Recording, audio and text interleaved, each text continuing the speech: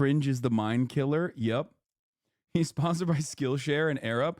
Sponsored by Skillshare, AirUp, Herbalife. Sponsored by what else? What else am I sponsored by? What are some other British Petroleum, ExxonMobil, Enron, BetterHelp, the Israeli Defense Force, Raytheon, Lockheed Martin. Oh no, another Hideo Kojima review. Saw Madam Web at the theater. That's it.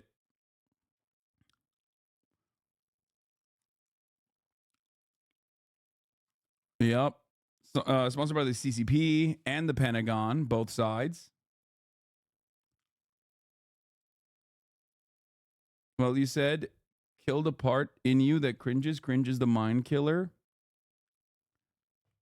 Yeah, cringing at things is the mind killer. So kill the part of you that cringes. Blue Chew. Like, low-key, I would get a sponsorship from Blue Chew. And a sponsorship from Zyn, too, honestly, if they were to give me one. Only because it would allow me to have free Zyn. Because I fucking pay. I get too many Zyns. I am a Zinner. I'm a Zinfidel. For sure. Zyn sponsor for the pod will go crazy. Oh, yeah. I'm popping those bad boys for free anyway. Bursa meme for you. Bursa çocuğuyum. Her yerde sıkışırım. No, we're not doing that. Okay, I've been looking at like which ones of these that I want to watch the most. We got Rank Strangers from least to most gay, but I don't know if I want to watch that. We got the most luxurious police department in the USA, and I think we're going to do that. So for those of you who don't know, this is Producer Michael. Producer Michael is a legend in this community, an old school legend. He is, I think, a producer, not entirely certain as to what he really does. I think he produces things. But what he produces for the most part nowadays is like these big, fanciful productions of people's like wealthy people's houses and stuff. The most famous video from producer Michael that led to the most amount of Hasanabi lore and actually became a meme entirely online was The One. The One house, which is the most expensive house. Hold on, I'm gonna pull this out right now. Yeah, here it is. Nobody needs this much house. 731,000 views. This is his most excellent work, in my opinion. Honestly, since then he's had a bit of a fall off era. I think I haven't really seen anything about him, but here he is back at it again. Inside the most luxurious police department in the USA. We're going to do SNL after this.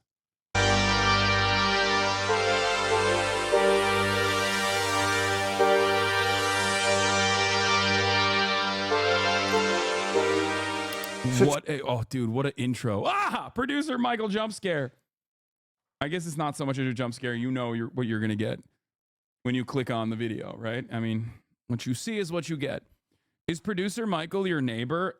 Fucking wish, dude. Do you still comment on true crime sometimes? Yes, I do a lot of cop watch.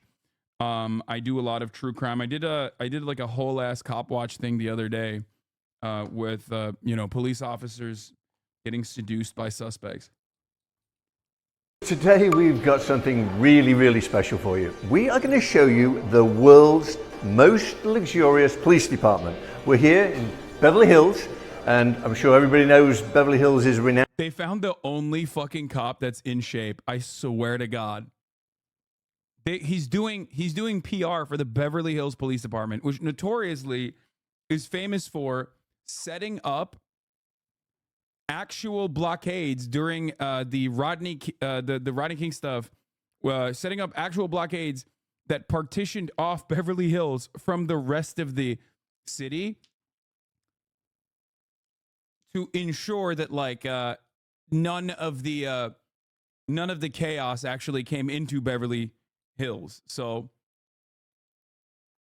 today is Rodney King's death day. Wait, really?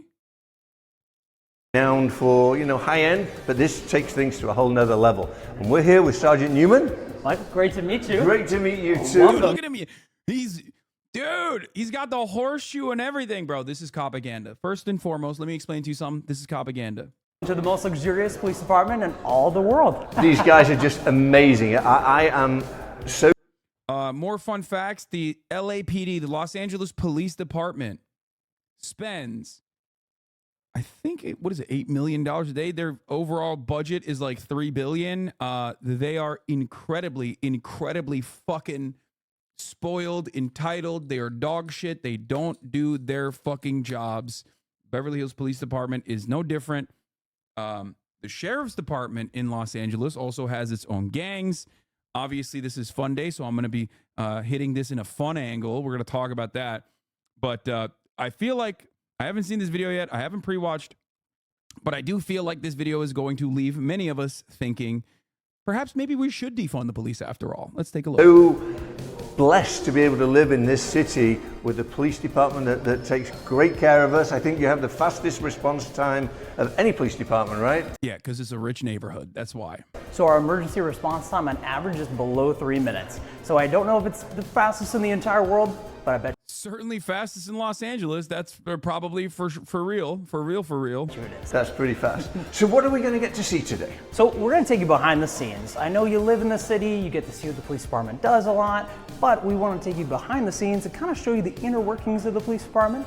What do you say we maybe go to the shooting range, go to the jail, maybe see our technology of the real-time watch center, and see just why this department is the best in the world. Let's do it.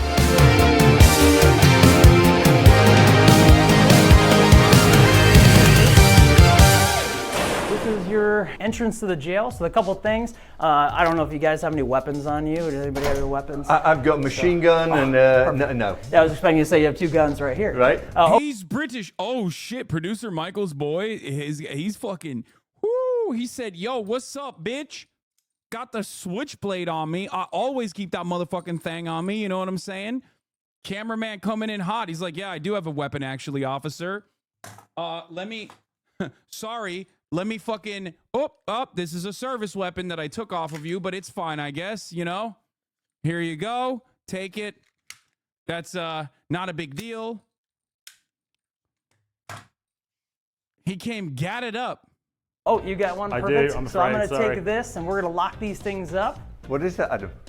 Just a knife. Oh. It's just a knife. So I think Is that legal? Crocodile Is it Dundee said blade? that once too. Yeah. We're going to put our firearm in here. Yeah, I'll check that if it's illegal later on. Maybe we can keep him. Yeah, right? I also That have would a be knife. fun. So there's a couple things that we can't bring in the jail, weapons like knives, guns, etc. But like a taser. Can we tase somebody?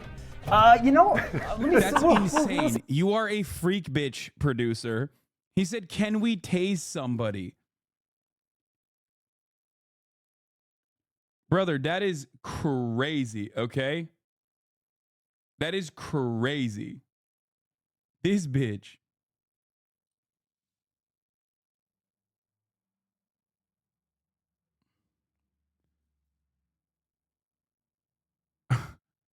Least violent American.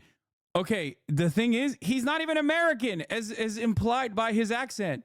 Why did he go full American here? See you later on, yeah. So Maybe we get somebody to volunteer to take it. maybe we could actually maybe arrange that. Maybe he wants, maybe he's based and he wants to tase a cop, a bubby. Don't look at me. On this Bobby. side, with the visitor rooms you have behind you, you literally have the typical, Oh, like wow. you have the lawyer come in and actually sit down and talk to a client, just like the movies. Can you put him in the other side? Yeah, absolutely. I want to talk Yeah, to we you can on do one that. of those phones. Oh my gosh, the chair. Oh yeah, make sure you can't do anything with Can their- you see this, Adam? Okay. I'll even shut the door so you can have a private moment with your Oh, wow, it's client. very short. Hello. Hello.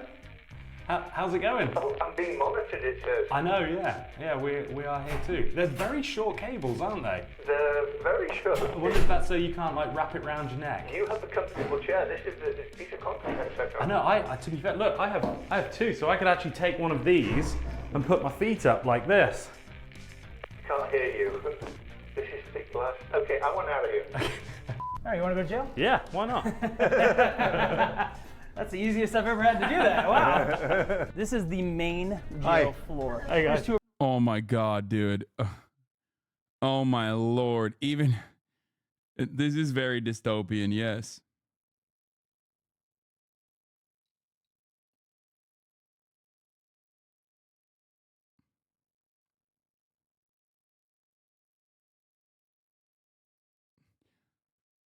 Jail weaves might be the worst. This no pixel update looks yeah. Two of our jailers. At least they know they're like the bad guys, right? Aren't the minions bad guys? Hope this is the only time I meet you guys. Taylor and Maura. I'm joking, you. This is the fingerprint I'm machine. joking. Just what it is. No, I do plan on coming back. Yo, you should be arrested for this fucking fit, okay? What you are wearing currently is a fashion crime. You are a fashion criminal. You are a fashion felon.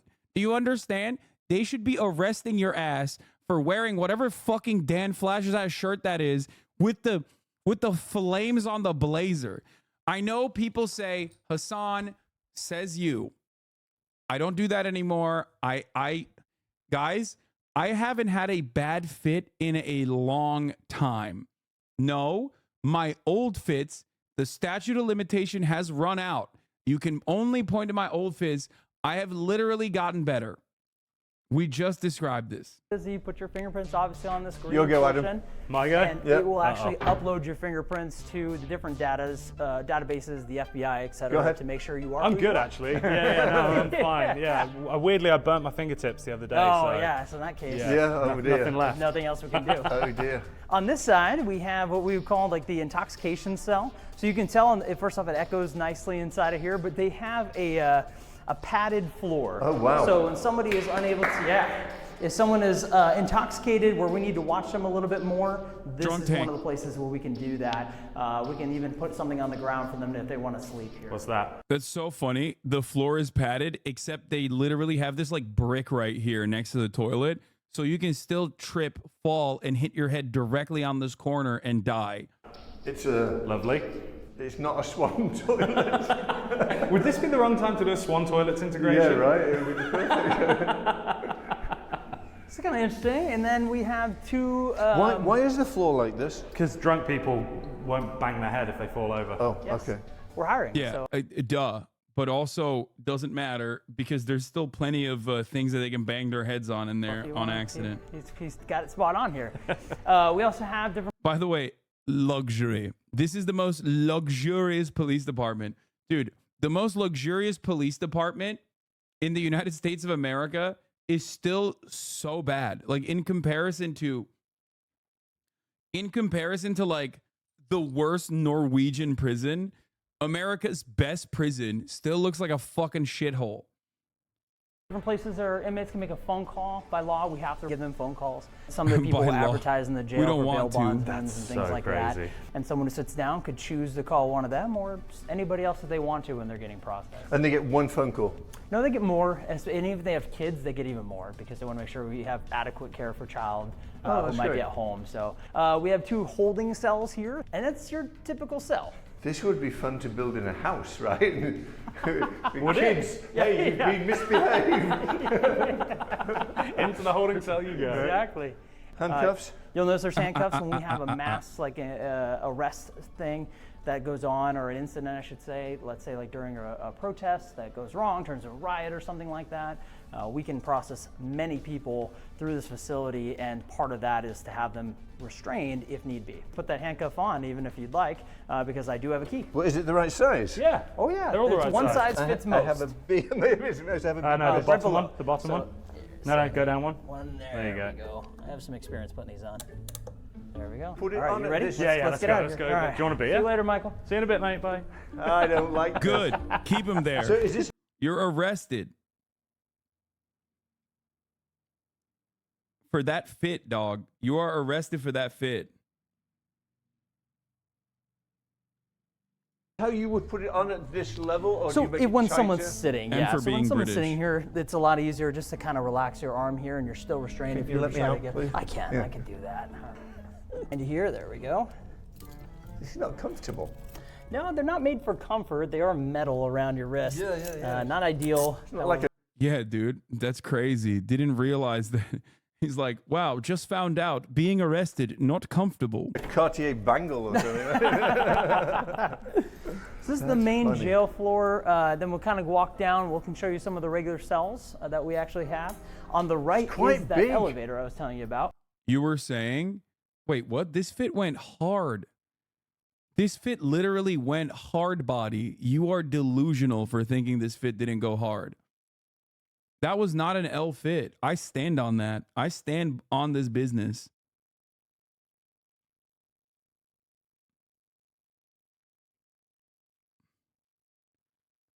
It's mostly just you're making fun of the hair because it was wet, but that's it.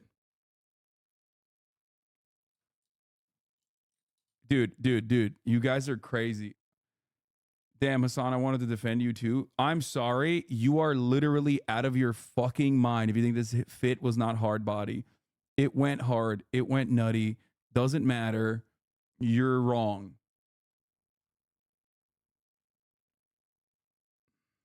You're haters. Oh, this is where they come Normalize up. clothes. Bro, chat goes so far to be like, oh, dude, yeah, your fits suck. To literally look at a normal ass fit and be like, yeah, this actually sucks. Standing on unemployment, 100p, that's a good ass fit. There's the little height chart. You can kind of see how tall you are. And someone gets processed here. So they search them, make sure they don't have any weapons on them, and then they would move into the jail facility, including the red footprints here, which are when you would answer questions for classification purposes. Right. Have you ever been arrested for a violent crime? Are you part of a gang? Those type of things to help us classify. And they won't tell you though, right? Depends. Yeah. Some people do. Do It they? just depends on the person and what their circumstances are. We get a lot of unique answers. I'm sure, right? So, perfect timing. You already read my mind. The kitchen, that's where the filet mignon and... This is and for the inmates. Yes. No, that's not. That we serve the inmates actually in the cell when you... Just remember, Cali aesthetics are a wave or two behind the rest of the world, and then DIY t-shirts with $1,200 Carhartt work pants are an insult to us workers. What? $1,200 Carhartt work pants? There is not a single fucking Carhartt work pant that is $1,200. You just made up something in your mind to get mad at. No fuck. need be. This is actually the a padded room. Balenciaga Carhartts? Do they even have Balenciaga Carhartts? The fuck are you talking about? We have, let's say, a violent or combative arrestee who does not want to listen, doesn't want to do what they're supposed to. As you notice, there's nothing in this room pretty much at all except for these padded walls and floor. The drain even, because unfortunately people like to do bodily functions in here, and so sometimes, yeah. Are you glad we're Yeah, in right, here? so good, wash your shoes afterwards, but Oh sometimes my God. we have to Let literally me out. wash I the room don't, out. I don't want to be in here. What is it? What is this? Somebody tried to break out? You know, that could be. It could be someone who's, you know, experiencing a mental health crisis who tries to pitch away at it, chew Damn, at these it, are whatever it may sick. be. It's actually Okay, these are actually fire. I didn't even know these things existed. But this shit is, ew. Oh, God, I hate zippers like that. It's so nasty. But these duck shorts, ooh, they go hard. I like that. You're enabling me. If I wore that, you'd be like, this shit is, you're pulling that off. actually very uncomfortable when you're inside that room. It's not pleasant. No, it's very oppressive, Yeah, for sure. very, very much so. And we don't keep people in here for a long time. Once they're calmed down, for instance, we like to move them to a normal cell. And you probably don't like to put them in there in the first place. No, and that usually means that we're dealing with them in a more combative scenario. We don't want that at all. May I interrupt you? Of course. Do you have any prisoners in here right now? So we do on the far side. Okay. So that's why we're going Okay, on this okay, side. okay. But you know, I could have it to where you happen to run into one. No, and it's Oh, wow. And see, we have numerous cells. Each one will house one person. Are there that many criminals in Beverly Hills? Thankfully, not usually, but we do have the capacity just in case. Has it ever been full? I don't know if it's been full because we did have one time we arrested a lot of people during a 2020 during the protests and civil unrest, that we did fill a lot of the cells and processed a lot of people. Whether it was completely full or not, I don't know, but it was certainly the most we probably ever had. What's your capacity in here? Oh, what is it? 36. Okay. Yeah, and that's actually housed, right? So we could actually have some people waiting and getting processed, Yeah. but yeah, 36. And again, it's very rare. I'm convinced this is the most in shape cop. Like, this is the guy that they have on for PR purposes because he's like the most in shape cop. Right? It has to be, right? Taking me back to Ohio. Taking me back to where lovers go. Oh my God. Yeah, and we ask certain inmates to do so. Because they smell, right? Sometimes. You want to go check out one of the cells? No, I'm fine. The bed's quite nice. Would you like to go in? I'll hold the camera. We won't shut the door. I'm happy to hold the camera. Oh, a mattress and everything. I know. Yeah. It's actually pretty nice. You got a Very window. nice. kind of like the one I've got in my Can truck. we lock him in? I mean, you were the one locked in handcuffs. So Yes, it would that's only true. Be, That's- only be right. It's nice you got power outlets here so you can plug in your iPhone. Yeah? Are they allowed to bring their phone in here? No. No. Not at all. But it's still just, I'm sure whatever that was for is maybe it's for maintenance purposes. Because if there's no electrical outlet here and you have to replace or fix something, you're running a power cord obviously all the way. Right. But yeah, everything's pretty much locked in. You got your sink, your bathtub, or your toilet. And you think about the movies like where it's Alcatraz and they're trying to pull the toilet away from the wall and chisel through. Well, if you did that, you're just in this Just escape to here. Yeah, or in general, if you tried to go out that way, you're on a third story of a building. So there's not a lot of options for people to escape here, which is good. I heard a rumor that you have like a luxurious suite where you can pay to stay in it. So that program called Pay to Stay, we suspended that during COVID. However, I can show you one of the rooms. I don't think all the furniture's there anymore, but it was like kind of a They Yeah, admit hotel me room, I can right? get out. Oh yeah, I can show you this real quick. This is how we could have someone either handcuff up, so they can put their arms out backwards and get handcuffed, or we can serve them the food through there if we don't want to open that door at all. So that's the option. Each one of those can do that. And I'll show you Lovely. that. Show you the penthouses of all penthouses. Yes, let's see the. So What are these? there's some That's a storage gurney. stuff. So the gurney on the right was the old way what we would have in a Bro, the spooky music is actually fitting the vibes all of a sudden. Like the even though like I would rather have it be spooky music than fucking cheery music where he's like where he's basically talking about like, apprehending people and detaining them for days on end sometimes and being like, "Yeah, this is not comfortable." combative arrestee who says, I don't want to go with the program. We'd sit them in that, handcuff them to the gurney, and wheel them into the jail. The issue was that gurney, even though it's very stable, it is not as easy to control someone, and it's so wide that it's very difficult to get next to them as you're trying to pull this thing in. So the next evolution, I'll show you, is a chair. And this, let me move this thing here real quick. These things are awesome. This chair here is a more secure way. So someone can sit here, get complete. Bro, what the fuck? I thought he was going to show the like go-kart one. That one is way worse. How they were like, "Hey, we found an even worse way to fucking apprehend people. That looks like a torture chair, man." Completely strapped in, and you can literally like a wheelbarrow pull that back and pull someone wherever you need to go. And the advantage with this is This is the torture chair where we put mentally ill people that we apprehended and torture them. even if you rock and move and everything else, you ain't going anywhere. And so let's say we have to do a forced blood draw. So we need to take blood from a DUI suspect, for instance. We'd sit them in this chair, have someone come, and they can't move their arm at all, and they can extract that blood if need be, usually by a search warrant. So that's that option. But then we evolve. Usually via search warrant, implying that sometimes not a search warrant. Like, what the fuck? God, we are so crazy. This must be illegal. No amount of depravity is illegal when it comes to police in the United States of America. The fun tone that he's taking.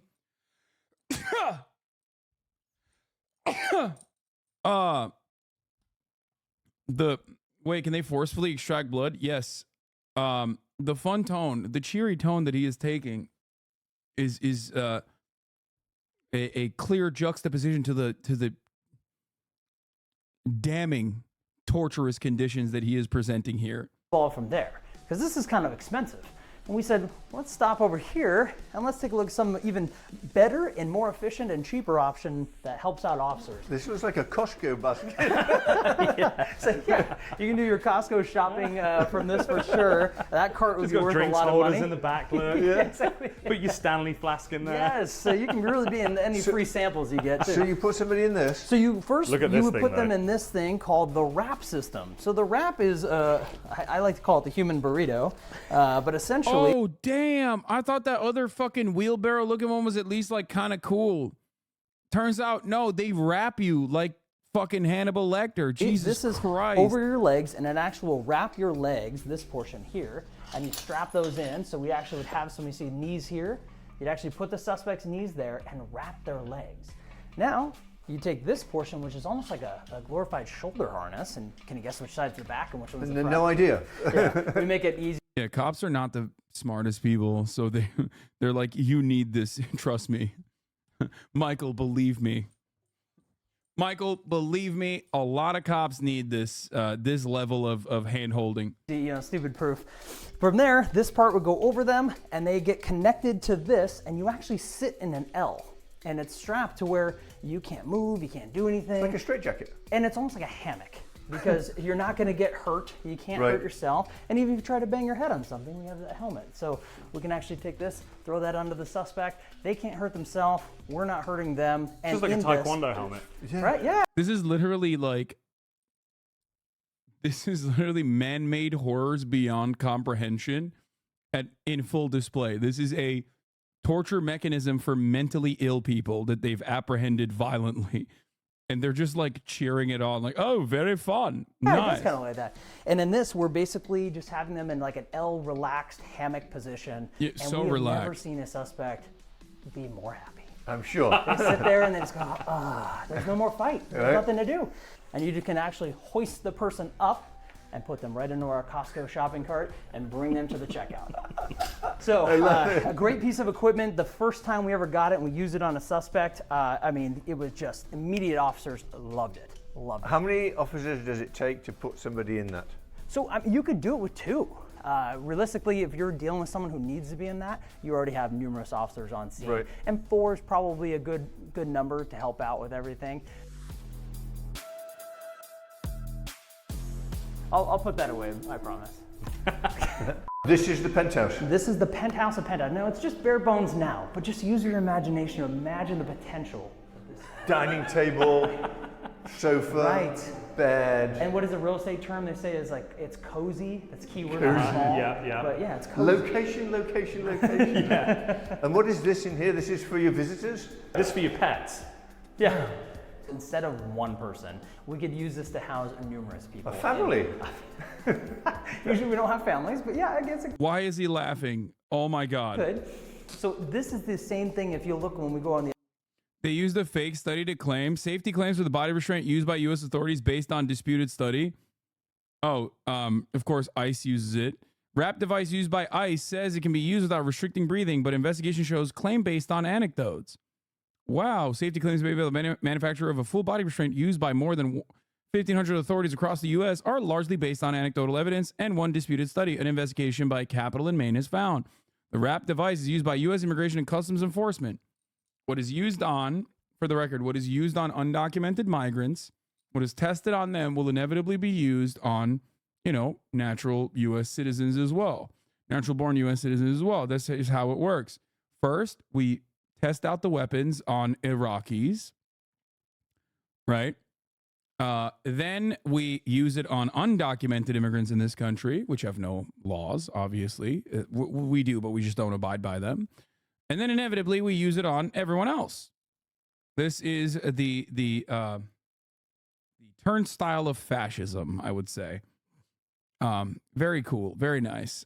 Seems normal. Okay, let's continue. the other side of the room, you'll see it's basically the exact same thing. You have 4 or so beds over here, and then you'll see on this side, it's similar. So how did this work? So somebody would pay money Yeah. to stay in this suite, Yeah. and then they could have their own food.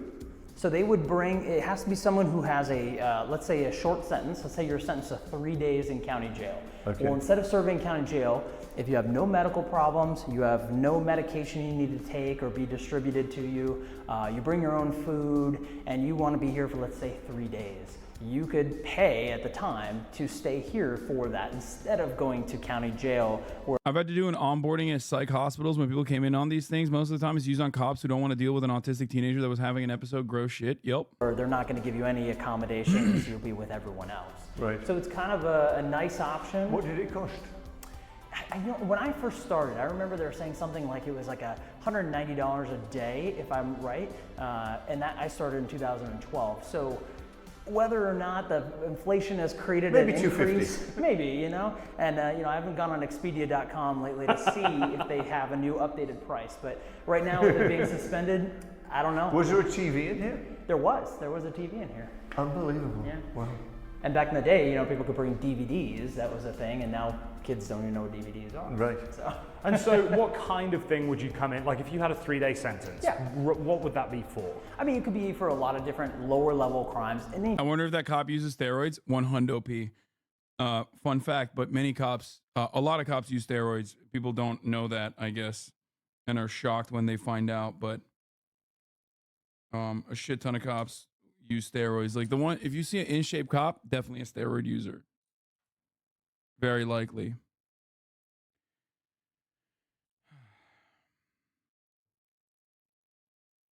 Is he mewing though? I don't know. But let me tell you, definitely not subscribe to the Hasanabi broadcast. So if he's in here, he is going to be seeing a 3-minute ad break at the top of the hour. I don't really have a good segue. I know I've been looking for one, and honestly, I have not found one. So I'm going to serve it to you. I'm going to serve it to you regardless. I'm going to serve it to you like a sloppy steak. There's 2 different versions of cop. Thumb skull or roid head. Many more are thumbos. Felony you have, you're not coming here. But if it's like your second or third offense DUI and you're sentenced to a few days in jail, this is very typical what we saw for someone who comes here. Right. And it just depends. And for instance, you could do a weekend, spend 2 nights, say you have a 4-day sentence, 2 nights on a weekend, and come back next weekend and do 2 more nights. So you can accomplish the time in jail that you're supposed to. Can you have visitors come and stay with you? You know, I not stay with you, but you can have visitors. There are visitor hours where same how you guys were in the with the telephone? there. Yeah, absolutely. So you could talk with a visitor through that phone aspect anytime. We've had inmates bring in all sorts of different things, from drugs to weapons. There's a person that tried to bring in a knife that was concealed in their underwear. I've had people who put a safety pin and a little baggie of drugs and attached it to their inside of their underwear because their thought process was, I'm going to feel that. Are they going to go up into there and feel? So again, we capture, a lot of people think they're going to get away with bringing stuff in, but we have numerous checks. In addition to the officer searching them, another officer might search them and the jail staff. So you get numerous searches, and sometimes the inmates say, why are you doing this again? Because I want to make sure, because it's a deadly game if someone were able to bring a weapon in here, because as we saw when we first came in, you can't bring weapons in here. Right. So if that person does get a weapon in, we're at a huge disadvantage, and you see how long it takes to get into the facility nonetheless. So we take it very seriously when we process people in. How does this compare to like a city jail? Well, this would be very similar to a city jail. The only difference is a lot of other cities don't have this large of a facility. You might have a couple different cells, but depending on the city, it could have a very, very large jail. So LA, like the city of Los Angeles, some of their jail facilities are way larger than ours. And then obviously the county runs a full jail with like 1,000+ inmates. Right. So that is different levels of cities invest in the jail, because if you go to Culver City, for instance, their jail is going to look different. Santa Monica, their jail is going to look very similar. Does each cell have just one inmate? For us, yes. Unless you're in one of those big holding cells for intoxication, or, you know, in theory, the family cell is opened up again. So those are the things that we would have different aspects of people mixed together, but we like to keep people separate as much as possible. Makes that would sense. make us happy. Michael's a bit low energy in this one. I noticed that too. I think like even the vibes of being in a fucking prison have, the vibes of like being in a fucking prison and talking to a jailer like this, no matter how much you try to put a cheery tone on, is going to be a little weird. Makes sense. Where are we going next? Well, let's take a look. I'm going to call down to our range, because that would be fun, and maybe we can get down there. So the range is, inside, which helps out for officers training, because their patrol staff has to qualify usually around once a month. They have to come in and actually qualify with their firearm, sometimes a long rifle, sometimes a shotgun, and different techniques. Low light, they can turn the lights off in here, and you'll have to use your flashlight. So there's different courses they'll get put through to make sure their training stays top notch. The last thing you want is to kind of be rusty. It's not like riding a bike where Right. you can kind of just get back on and go. If you stop training with your firearm, you will lose those skills, and it becomes that much harder to implement them, especially under stress. Right. Can you imagine your worst day, your heart's pounding, you're nervous, your fine motor skills are going, and now you're asked to hit a target that's far away, and people will say, why don't you shoot the gun out of his hand, or why don't you shoot the knife out of their hand? It's hard to do even when you're not nervous. Dog, it don't matter because you still are not going to have the active hit rate for like every goddamn police department in this country is abysmally bad. Okay? Like in an active shooting scenario, oh my God, not great. Okay? Yeah, when you're nervous, like an acorn falls on your cop car and you think that the suspect that you apprehended and put inside of your cop car has a suppressed weapon secretly, you're gonna mag dump. Right. Let alone add all those human factors into it, and not just watch it from a third-person view. So, And that's what people see is a third-person view, right? for sure, and now with all the body camera footage, it is kind of interesting. You get to see, it's great training for officers, but sometimes people they forget there's the human emotions involved. And Right. you hear Adrenaline. and you'll hear people's breathing on those body cameras because it's such. A Spanish YouTuber went to Bukele's we- jails and did an insane video. Will enter an isolation cell, which is where prisoners are sent when they commit an infraction. The only Wait, what the fuck? Okay, that is definitely not fun day. We will save this for tomorrow. Oh my God, bro. The Prison for Gangsters of Nayib Bukele, CCOT. Why are they doing fucking PR for, oh my God. That is actually horrors beyond comprehension, torturous shit. Crazy amount of adrenaline, and I can't. I've never been involved in officer-involved shooting, thank God. But people have talk about everyone has a different reaction to that too. I'm sure. Can't be nice. No, definitely not. Down in the end, you see it's all rubber basically. So every so often they have to actually remove all of that rubber and clean out all the old lead from the bullet that's actually in that whole mesh over there. Wow. So you can imagine thousands of rounds are in that, and every so often you have to clean that out, otherwise you could have a lead issue. Right. So we also have on this wall, it's a white wall, and it kind of looks like a place you could have a projector. Well, that's exactly what it is. These 3 carts that are here, we roll them out, and you can create almost like a video game. You can have a screen where you're able to take a scenario where somebody is first saying it's in a warehouse, it's at night, and there's nobody around, and then all of a sudden the video will show someone, hey, let me see your hands, and the person will pull out a gun. Oh man, wow, that was quick. They'll play the same scenario again. This time you can set it to where they pull out their cell phone. And then maybe an officer accidentally shoots. Maybe they, and it's good trained to where they can learn how to have these split-second decisions. Although there's no substitute to real life, it helps us with some additional training down here. We'll do that every so often. So. Amazing. 4 firearm safety rules. We follow those all the time. The biggest one is number 4. Be sure of your target and your surroundings. If we have a justified reason to shoot, but there's someone right next to you, or maybe behind you, or a school behind you, we may not be able to take that shot, even though we're legally justified to do so, because we have to be careful about innocent bystanders. Of course. Just adds another layer of complexity to the job that the officers face on a daily basis. Amazing. Yeah, it's just a tough job. Very, very tough job. People don't realize what police officers actually do. When you approach a car, if you pull a car over for speeding, you have no idea who's in that car. Right?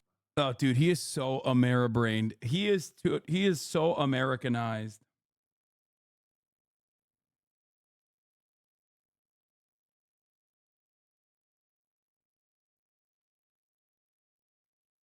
Yeah, 17th most deadly profession. Not even cracking the top 20, I believe, but with COVID deaths, maybe it does. Right, you don't know if they have a gun, you don't know what their motive is, so you have to be very, very careful, and I guess everything is done for safety. Just as you said, we don't know. I don't know who you are, Scary. you know who I am. And regardless of your color, religion, race, doesn't matter. You could be a threat to an officer at any time, and we just have to be ready for those things while simultaneously having a good attitude, try not to be a jerk to somebody. I'm friendly and nice. Another partner of mine might be the sarcastic type. Everybody, if you work in any business, you have those different people throughout your business. I won't tell him what you said about him. No, don't. But you have those people in anything you do, especially something like Los Angeles Police Department, LAPD. They have like 9,000 employees that are sworn officers.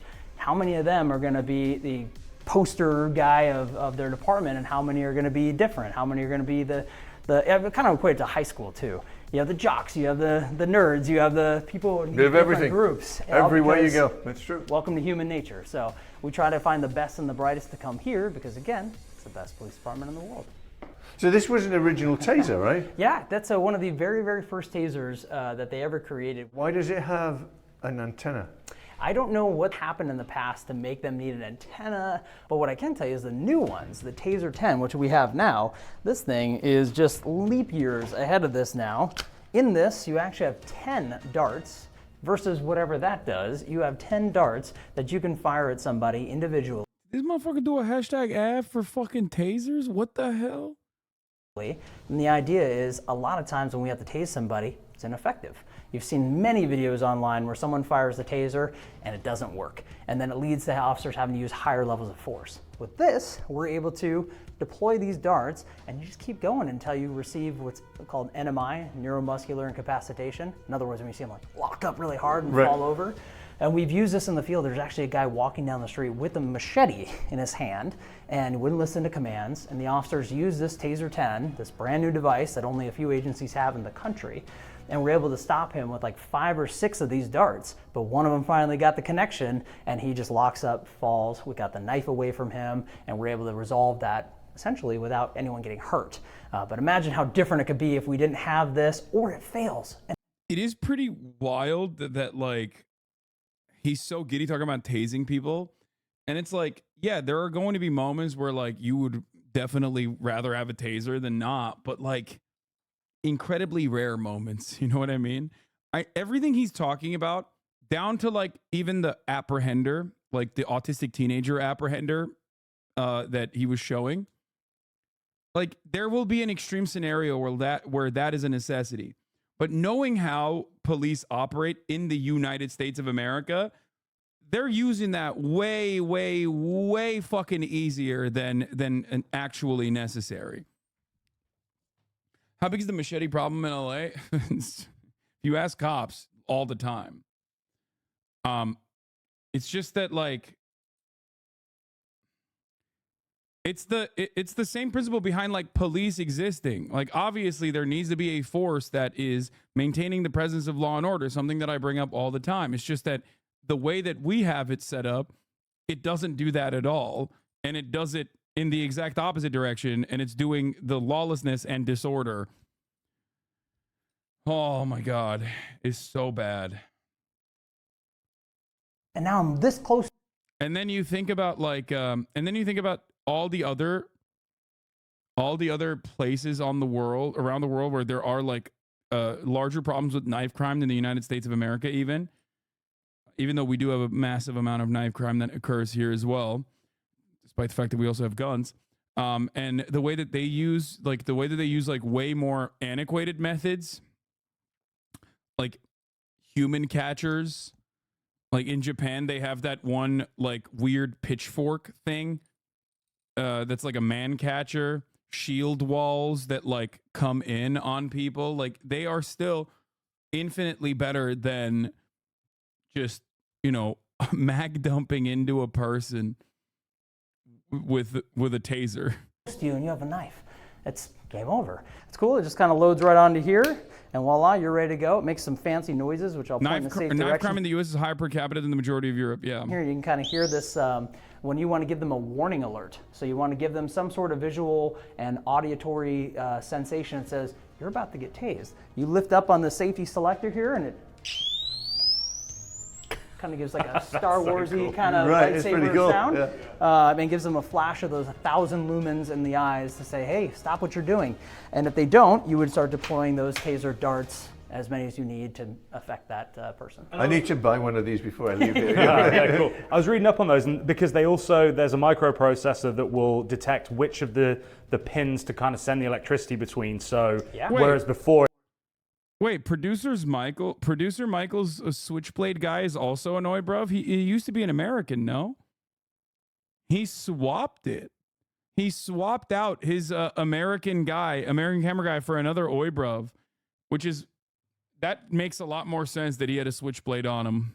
Or Honestly. if you didn't hit them with the 2 barbs, then you were out. Correct. With that, it'll pick any one of them, and that's why they're so. Yeah, let's say you fire 5 darts and only 2 of them connect, the very first one and the very last one you fire. That system will actually evaluate that and also try to pick the best 4 connections on the body. So in theory, I put all 10 darts on you. The ones that it would activate are the ones that are furthest away, and it would start learning and basically firing those off and see, oh, there's a connection, that's the best connection, and firing those out so that way you completely lock up. And once you fall, we can put someone in handcuffs and then stop the Edison's medicine, as some people call it. I love that, Edison's medicine. Oh my God. Why are you laughing? Before we pass through these doors, you can see the sign that was created to kind of highlight the courage that the men and women of this police department takes every day when they step through this door and start their shift in patrol. And it's true.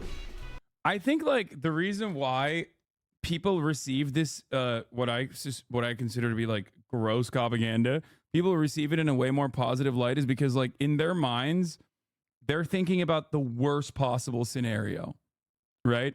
They're not thinking about like the most common scenario, which is like the day-to-day interactions where police often escalate, right? Through violent means when they don't need to at all. They're simply thinking about the worst possible scenario where you have like a serial rapist mass beheader that cops have to bravely fucking apprehend while he's doing serial rapist mass murder or decapitations or something like in the scene of the crime.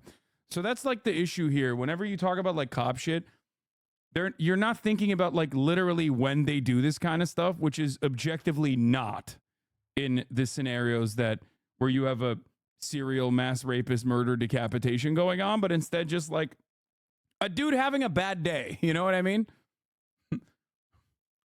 Ooh, cars. Your favorite. So down here, this is what we call A-level. A-level is our parking garage. So not as cool as your latest video. The only thing I will say, the most effective propaganda I've ever seen is not shit like this, but the Broward County Police Department, I think it was Broward County, they apparently seize fucking cars. I didn't even know this. And they slap on like a seized asset sticker on the side of it, and they will give like dudes Hellcats and shit, which is definitely not something that you should do regardless. Like, we need to be doing less police chases in this country because they're very, very deadly. But yeah, they take a lot of like they do civil asset forfeiture from people who have like stolen cars or whatever, or whoever they've like gotten it from, maybe like a drug bust or whatever, right? And they literally slap fucking the lights on them. They slap lights on them and use those actual cars to chase suspects in like Grand Theft Auto situations or like in high speed police chases, which definitely does look cool, I hate to admit, but is also phenomenally dangerous and should not exist at all. But that is, I think, like very... Yeah, look, see, this is what I mean. Florida Sheriff Office shows their Corvette Z6 was reportedly seized from drug dealer.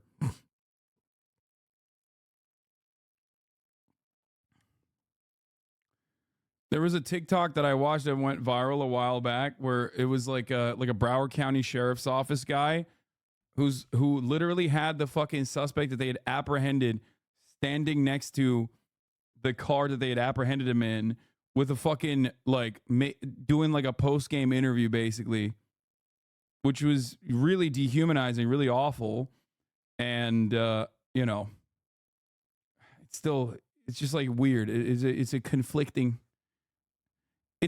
set of circumstances for me.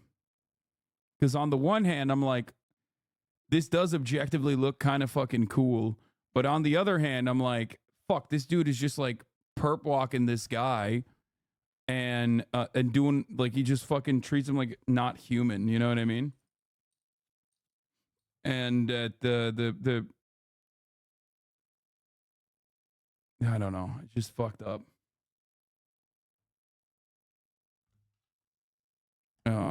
All right, let's continue. With $150 million worth of equipment, but we might come close. We might have pretty close to that. Right out there, you can kind of see that ramp that comes down. That is right on Rexford Drive, right out front of the police station.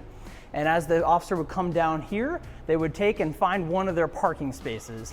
You'll also notice the parking always back in, almost every officer backs in, and that's so we can rapidly get out and go. So we'll walk over to our world famous motor bay. Some of these cars have some amazing technology on them as well, They do, yeah. We'll get inside one of our cars and take a look. Oh, this guy's got a parking ticket. That's actually a write-up slip. So when a car needs some maintenance, an officer can write that slip and the shop can come over and take the car, get an oil change, whatever it may be.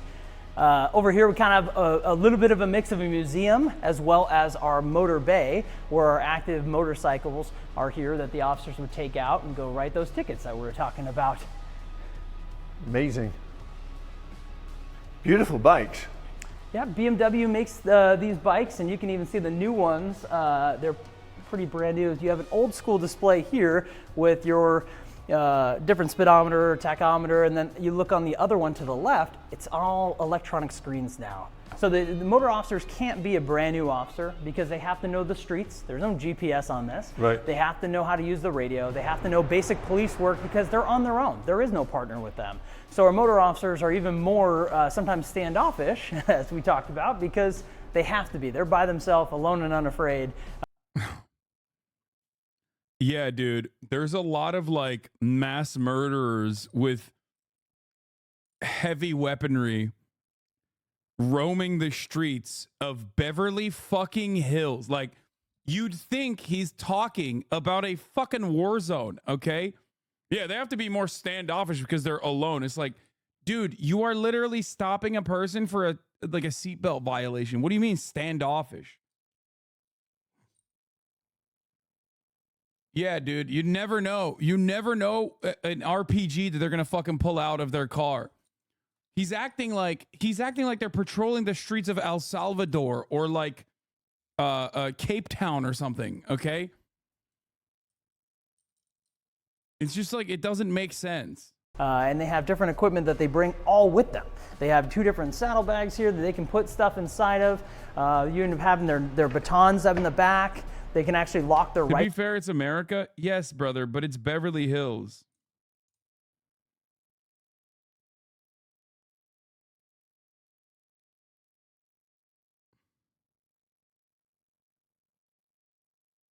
Hold on.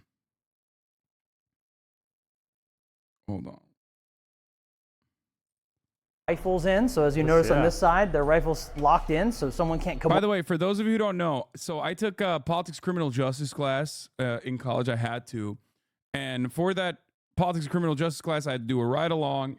Awful experience in general. I think it genuinely reaffirmed my lack of interest in cops, alongside the fact that like New Brunswick Police Department and Rutgers Police Department in general were like such assholes to college students in general.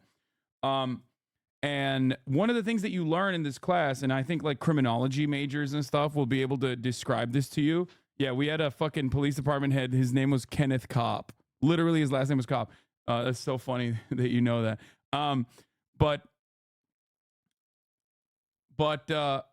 Yeah, RPS name, exactly. Anyway, the point I was going to make is that the standoffishness, like one of the things you learn, I think in criminal justice in general, is that cops need to assert authority in every single scenario. This is their justification for why they behave like pieces of shit all the time, right?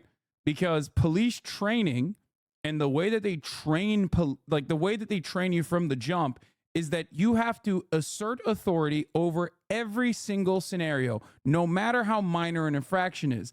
The additional stuff like, oh, you never know if they have a gun or whatever, like the fear mongering that comes from this, the fear mongering that comes along with this is like extra training. I would say that's like not the introductory level, but they, in every single circumstance, they teach you that you have to basically be a power tripping asshole. You have to assert authority. That's what he's describing.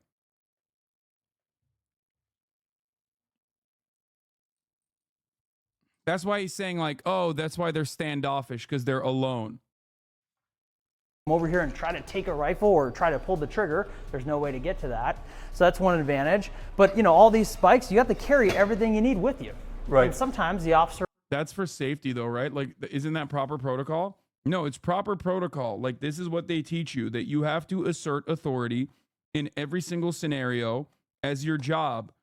Like, your job is to never to de-escalate, basically, that you have to command respect. So if someone is mistreating you and being standoffish, you are quite literally trained to be a fucking asshole.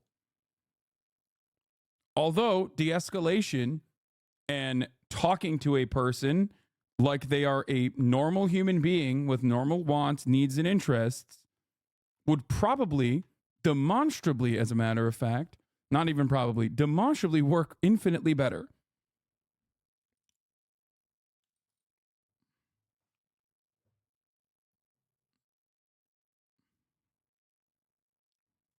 Will leave their helmet. Sometimes they take it with them. You got the radar gun over here on the right. You can pull that one out if you'd like. Boo, and then throw it on the floor. Oh, is it locked in? Yeah, it's locked in. I wonder why. There's a key, right? Yes. So in this case, you have to actually use the key to get this accessible, because what someone would love to do?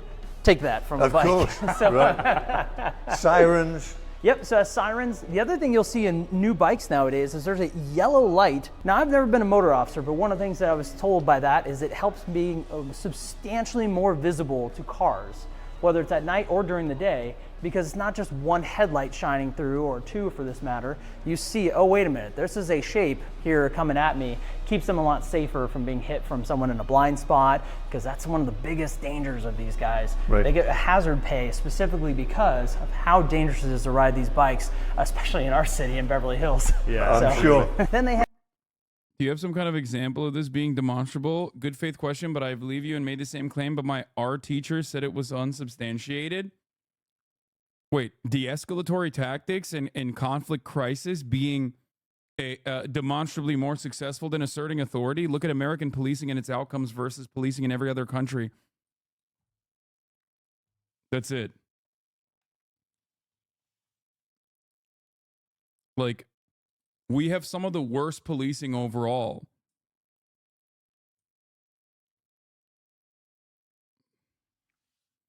Anything that you want to know about, like, failure in the American system, compare it to other OECD nations, like Western European countries, or even fucking Eastern European countries. Like, honestly, Canada, pretty much everywhere else that has like decent quality of life, or much better quality of life, as a matter of fact, and you will see better outcomes in general.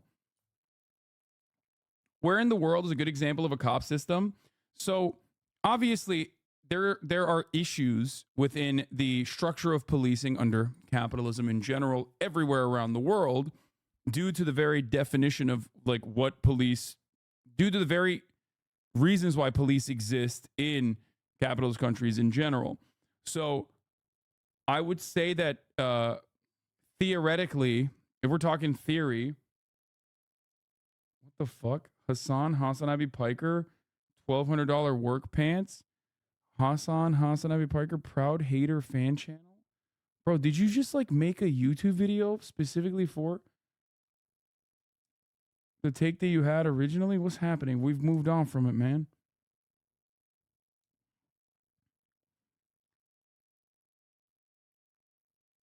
Anyway.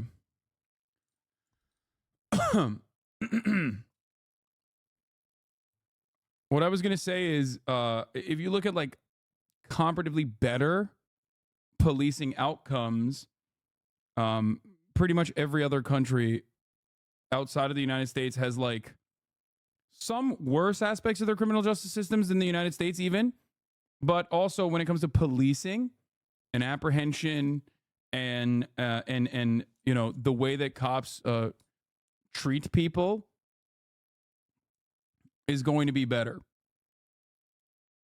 I'm a social worker who works on the street in Canada, and de-escalation is the best thing you can do to not get stabbed. I've stopped people with knives in their hands just by talking smoothly and taking to them and taking my time. Yeah. Absolutely. but you will never be able to describe that to an American hog. I think only OECD nations that have citizen gun ownership should be compared to the US. Most OECD nations do not have that much gun ownership in comparison to the US. It doesn't matter. That's why I brought up the knife crime situation. America beats out most OECD nations on knife crime as well. And the methods in dealing with knife crime in those other countries are still better and more humane. That's number one. Number two,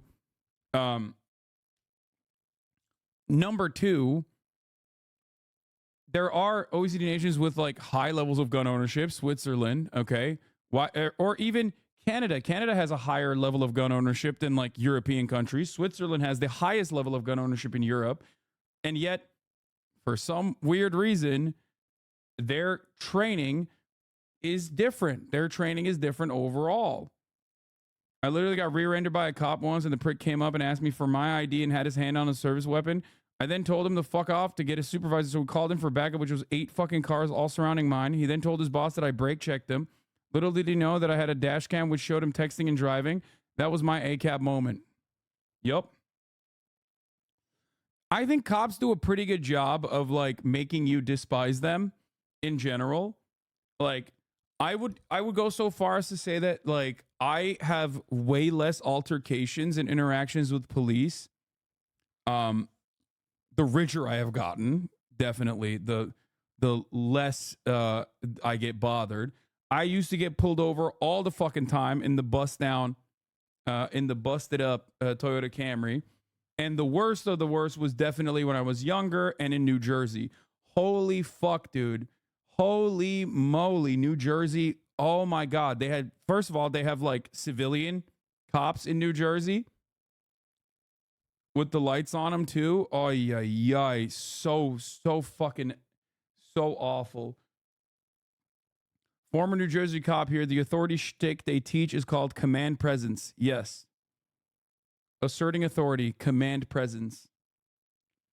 I would go so far as to say New Jersey cops are worse than fucking Los Angeles cops in some instances, like in the way that they deal with like every single goddamn altercation. What's a civilian cop? No, it's not.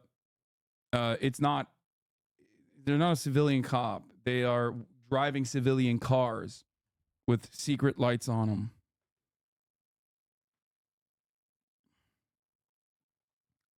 Unmarked cars. Yeah, proper term is unmarked car. But California, like the minor, what do you say to the allegations that you're donating to the GOP all day, every day, baby? I'm a secret Trump Republican.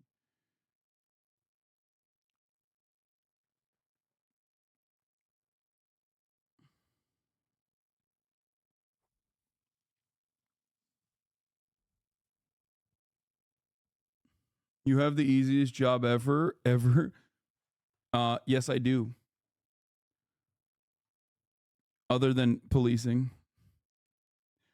Police have the easiest job ever. Have, a little this memorial museum type of thing here. Oh, that's so cool. Back in the day, the old... How old is this bike? It's the old Kiyosaki, like, I have no idea how old it is, but it's possible Great that piece of memorabilia. Yeah, very cool. Look at the jacket, the leather jacket. There will be a motorcycle fan bot, somewhere right? in the comments. Let us know what year is this likely to be. Oh, I'm sure they would know. I'm guessing 70s. Oh, just run the license plate. No, Yeah, there you go.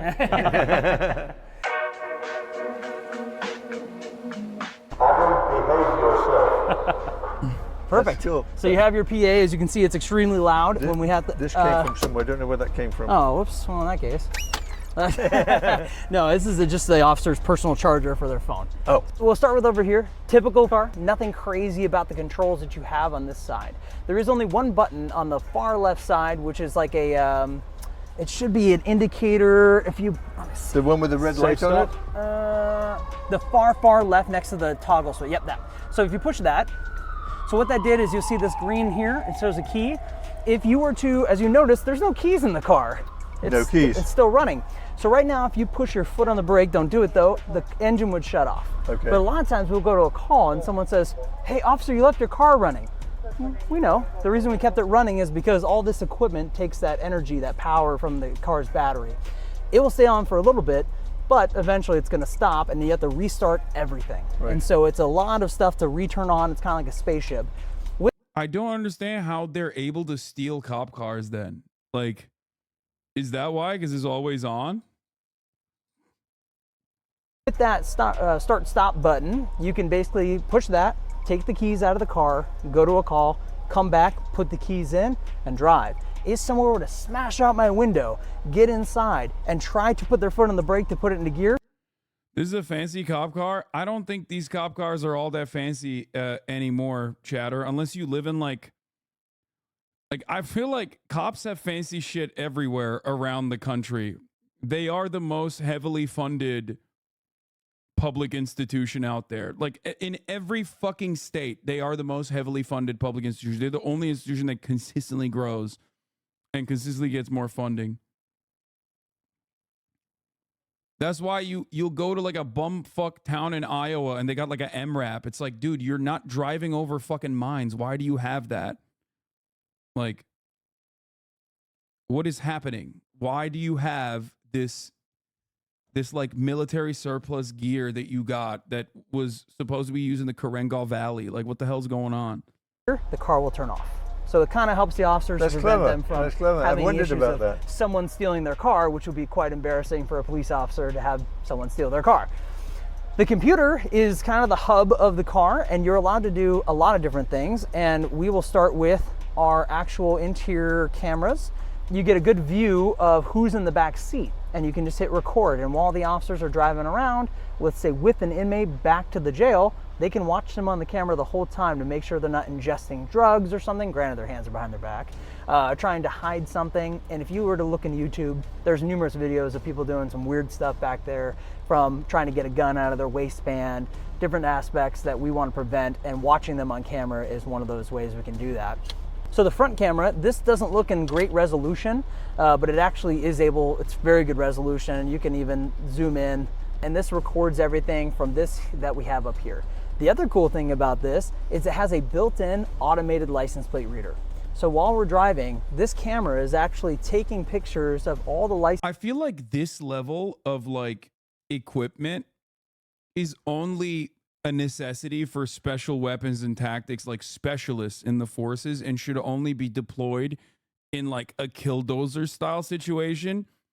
But like this fucking armory is deployed on a routine traffic stop. And that in and of itself is basically like a yet another reinforcing factor in the way that like cops mentally treat every single interaction that they have with people. And we are so conditioned into thinking that this is normal. Like there is no world in which you can advocate for like demilitarizing the police force without people being like, what the fuck are you talking about? No, this is one, cool, two, they should have this. Not realizing that like they use it on you too, man. License plates that are passing by. Wow. And able to identify if a stolen vehicle passes by you or has a warrant attached to the plate or is a wanted person. That's amazing. So you can just be driving and all of a sudden this thing will alert the officer, hey, right next to you, bozo, you got a bad guy. And you can actually go and effect that stop. Do all police departments have this? Probably not all police departments, because this is kind of a combination of different technologies. We have dash cameras and automated license plate readers. The new model that we have up here from Axon. He's like, yeah, dude, this is great. You can catch the bad guys with a fucking unpaid parking ticket and fucking nuke them.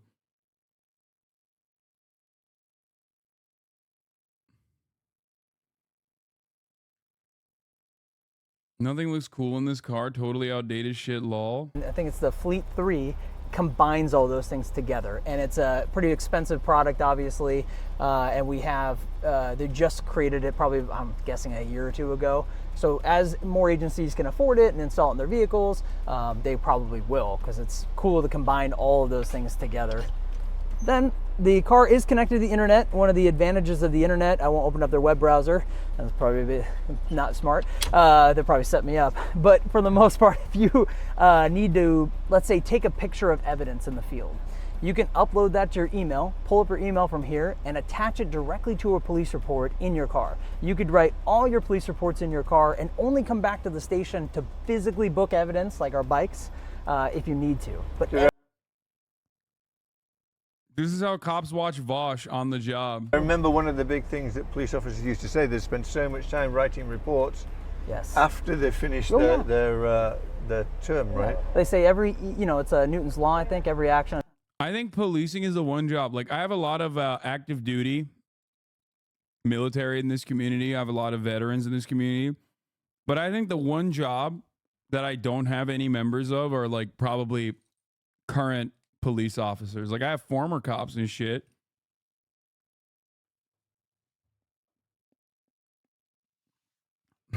It's the one sector that I have almost no fucking sympathy for whatsoever. You said watch Vosh? No, there was a video like a while back of a cop literally driving while watching the Vosh YouTube video. It's not even a joke. That's a real thing that cops. Yeah, here, this is it. That's not fake, by the way. This is real.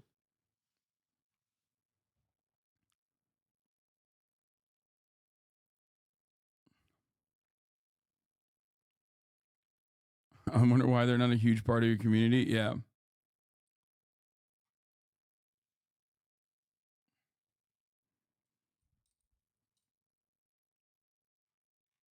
I quit 4 months ago. Hope you quit because of fucking. hope you quit because of them COVID vaccines, brother, and not for some gay shit like the crippling depression that you came to have due to the unjustifiable hierarchies that you were upholding.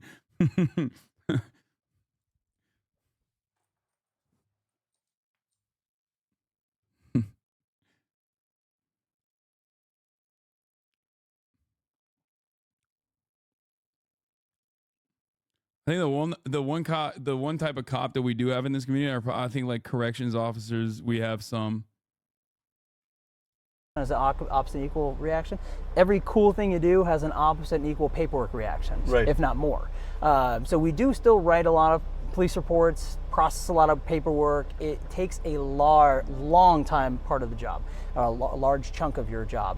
And any officer that comes in thinking, oh, you don't have to be smart to be a police officer, you've got to be a very good writer. Right. Yeah. You got to do a lot of creative writing to justify the fucked up shit you did to the homeless person. You got to be a real good writer, okay? Listen, first of all, no, you definitely don't have to be good at anything to be a cop. Let's be for real, okay? And that's a minimum. And from there, you have to learn all the other technologies, be able to defend yourself, defend others, drive a police car with lights and siren on. Those things are obviously tough for some people to get down, and that's why some of our training. Dude, his world is so clouded by how dumb the people surrounding him are that he's currently describing pressing buttons. Okay? Like the most route task you can arrive at, like things that babies do, okay? He literally, you can only say this without thinking about it. You can only say this without thinking about it if you are so like centered around other cops that you think like, no, these are very important requirements for a job. Trainees don't make the process. Right, makes sense. Down below, I'm going to move this over so you can see this side. You have your standard cigarette lighter. Just gonna. Yes, Twitch streaming is a harder job than being a In cop. case you have your GPS, some officers will actually put in a GPS system and attach it to their window, because if a pursuit happens, one of the common myths is that, oh, well, if you leave Beverly Hills, you just have to stop. Like the old school, chase music. It cuts the chase music, you just have to stop. We're allowed to pursue anybody anywhere at any time through the state of Someone in the chat said, Hasan, you're a professional iPad kid. Yes, much braver than the troops and also than police officers, and also much more difficult of a job. California. Would we is different, but we can follow them. And if we leave our jurisdiction, we make sure our officers know our city like the back of their hand. Right. But outside the city in LA, I don't know what streets are where, so some officers will run a GPS in the car. The radio is down here, typical police radio. You can turn the volume up here or change the channel. You also have this little red button, which is an emergency trigger, or E-trig as we call it. If you push that, it will give you the radio for 10 seconds uninterrupted by anybody else. So if you have an emergency where you need to call somebody right now and you don't have time for formalities even, you can push that trigger and it will interrupt everybody.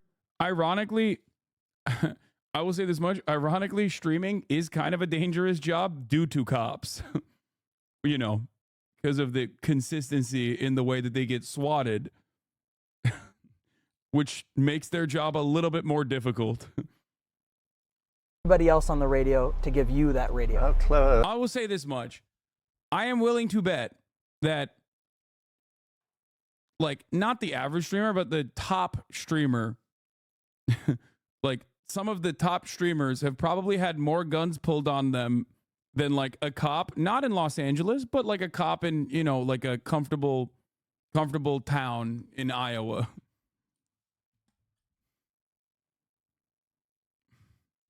I'm having a lot of clippable moments today. I can't wait for some of these to fucking go out there. Iowa is a war zone. I'm becoming a cop to spam the radio cut button and ruin the entire operation. You make the cop's job harder. You ever think about that? I do all the time. Why are you such an Iowa hater? Ironic, because I used Iowa because not as a hater, but because it's like most likely if you live in like a rural part of Iowa, you probably have less interactions, like less altercations in general. I don't get why you're so aggressive towards cops. They are the ones keeping you safe and do so many things that we don't account for. Yeah, dude. Perhaps for the reasons that I just mentioned. They're no, dude. No, I don't. It's this mentality is just wrong. Are you saying a streamer is in more danger than a cop? No, I'm simply stating that some streamers have probably, I'm willing to bet, have had more guns pulled on them than actual cops in like a, you know, nice neighborhood, not like not one that is like you know, not in like a big city.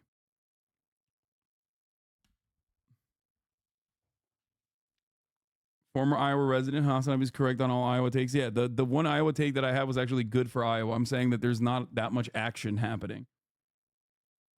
That's so clever. And then down here, if I'll let you do the honors, if you turn this all the way to the right, you're going to turn all of our lights. They're going to clip you again? Yes, I'm talking about swatting, by the way, for those of you who don't know.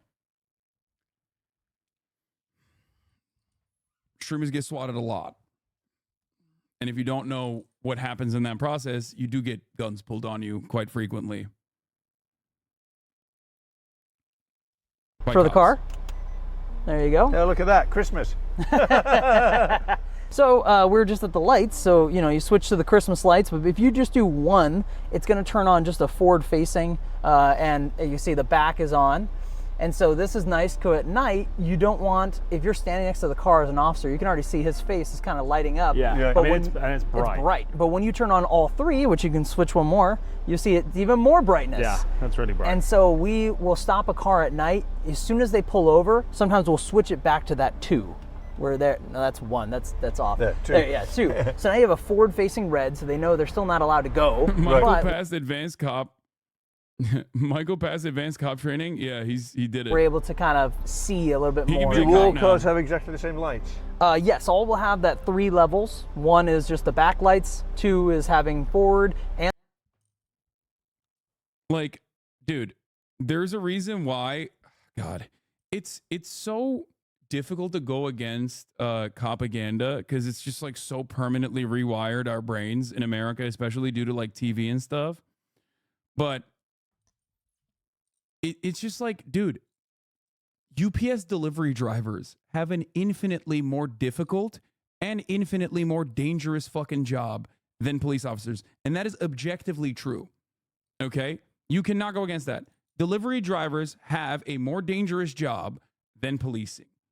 Okay? Nurses have a more dangerous job than policing. Like, there are so many professions before you arrive at cops that is like objectively as dangerous. You can say, oh boy, all you want. It's factually inaccurate. Landscapers have a more dangerous job than policing. And in none of those jobs that I just mentioned, do you get to kill someone because you're having a fucking bad day or because you felt scared. Okay? Could you explain how? I mean, there are statistics for this. Like, a lot of people think that on the line duty deaths are happening due to police consistently finding themselves in like a gunfight or something, in gun battles. That's not true.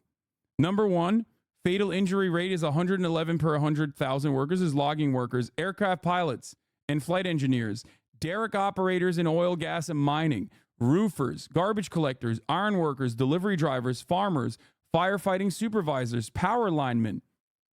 That's why they got bucket bunnies. Agricultural workers, crossing guards, crane operators, construction helpers, landscaping supervisors, highway maintenance workers, cement masons, small agent mechanics, supervisors of mechanics, heavy vehicle mechanics, ground maintenance workers. Number 22 is police officers.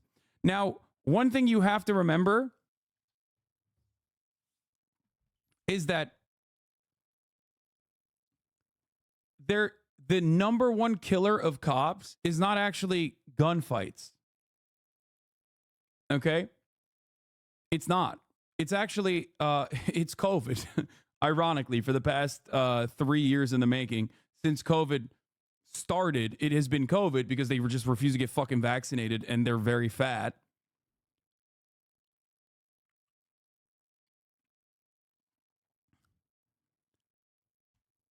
I think it might still be COVID. I don't know if it's still COVID, but it was. And yeah, COVID has reduced the average life expectancy of an American cop by almost 10 years. A lot of cops think, or a lot of people think that cops are like dying on the line. When the on the line duty deaths, if you actually look into it, used to feature canine units, first of all, which is, I guess, kind of ridiculous. Traffic fatalities when a cop is driving like a fucking asshole, okay, and heart failure.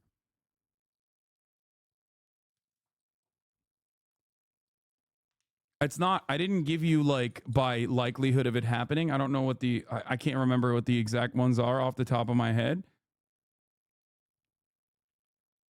But it doesn't even break the top 20. Okay?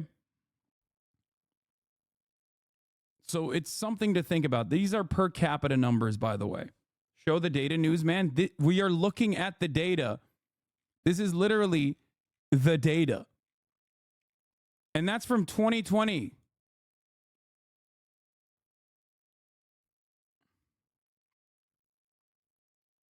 Do you believe that we can live in a society without police? What's the solution? As a person that lives in Portland or dealing with the protests that happened a few years ago and seeing the aftermath of the situation, I'm conflicted. Wait, what?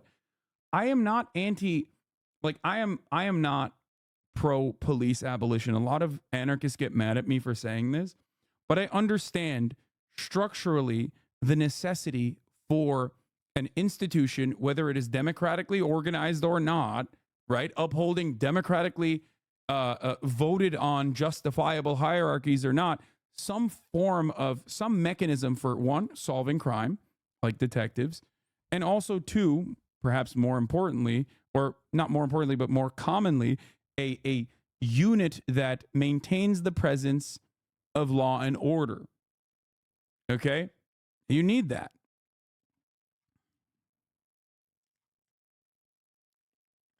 You do need that. It's just that in the United States of America, or just under a global capitalist organization of the economy, most cops do not do that. They are not actually maintaining a presence of law and order. As a matter of fact, depending on how much money you make, and what neighborhood you're in, they're oftentimes creating lawlessness and disorder.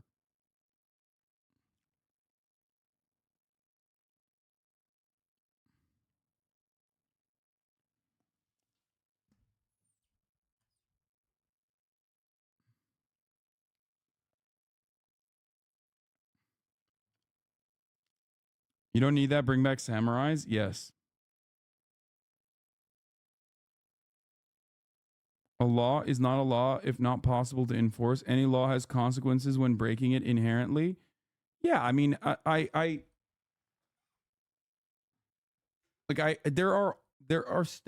is always going to be a necessity for making it seem, there's always going to be a necessity for like making it seem like there is a, someone out there when push comes to shove that will help you.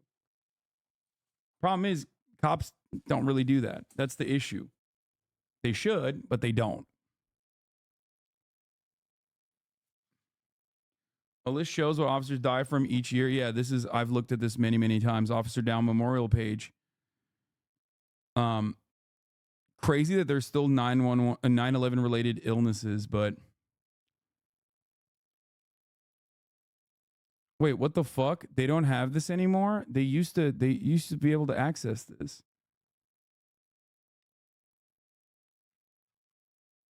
Total K9 line of duty deaths 3 gunfire.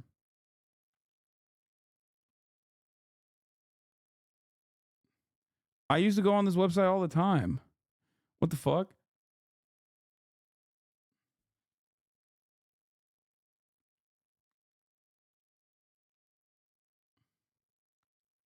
Civil society requires the state to have a monopoly over violence. The issue is that the fact that the institution is capital oriented and not community oriented. Thank you. Exactly. I've been on this website so many times. It's crazy.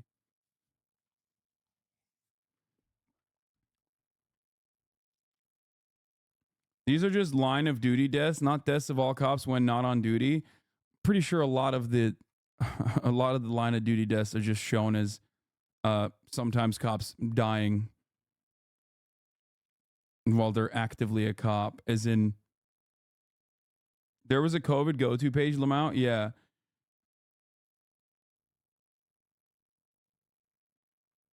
The fact that people are objecting to your very reasonable take that cops don't actually do the dangerous shit they should is insane after Uvalde. Yeah, Uvalde is one example, but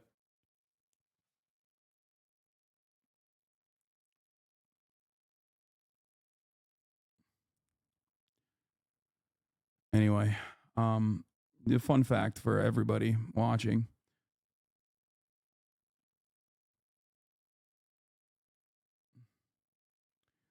All right, I'm going to go pee real quick, and I'm going to serve the 3-minute ad break, which is the most deadly thing that I do all the time.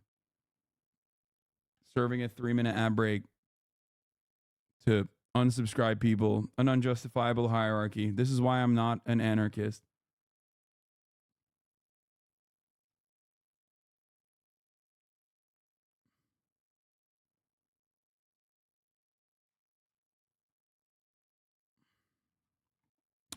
Here it is. And the back, and 3 is the full rotators if you were going somewhere lights and siren. Right. Down here, we also have the other buttons, so you can kind of get a spotlight on. You can turn a takedown light on. So if you look in front of us now, it's a lot brighter than it was. Here's the difference. So you imagine you get stopped in the middle of the night, and all of a sudden you feel like you're being abducted by a space alien with how much light is being put on you. Right. There's a reason. We want to make sure we illuminate you as much as possible to keep you from, being able to get a weapon we can't see. And at night, it could be, you could stop anywhere where this you is can't like a see. toy shop. I know, I mean, cool. it's so cool. So you have all these different lights that you can turn on, but for the most part, those are the most important lights that you will see that we use. Old school videos of cops, they will stop, and it's a pursuit. And they put the car in park and they run out of the car to go deal with someone, the siren just goes the whole time. So now they fixed that issue. If it's in park, once you put it in park, the siren will automatically turn off, which is great. So I'll have you put the car keys in there. I don't know if Does every car have It's so funny. They're like, oh, we fixed that issue by automating that process too, because they couldn't fucking remember it. used one of these key? before? a long time ago? Yes, all the cars do actually have the same key, so officers could have that. Do I So turn it? Yep, go ahead and turn it. Okay, so put your foot on the brake. Now put it in gear, just in a drive, and just hold your foot on the brake. So I'm gonna go ahead and turn on the siren here.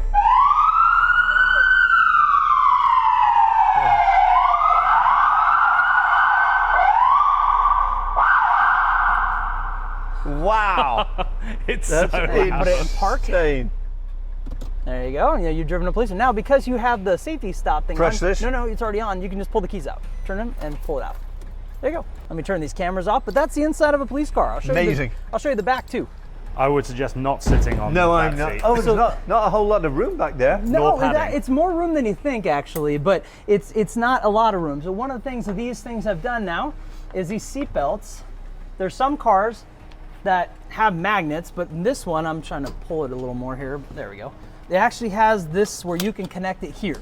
Up here. So what ends up happening is I'm a bad guy and I go to get put in the car, I can easily just unclip it here and strap it here and put their seatbelt on them without having to reach over, which you can imagine could be a bad thing to do in front of your inmates. Not to mention my ear, you know, you could be Evander Holyfield and have your ear bitten off by Tyson right here if that were to be the case. And that has happened to officers being headbutted actually in the past, where they leaned in to put someone's seatbelt on.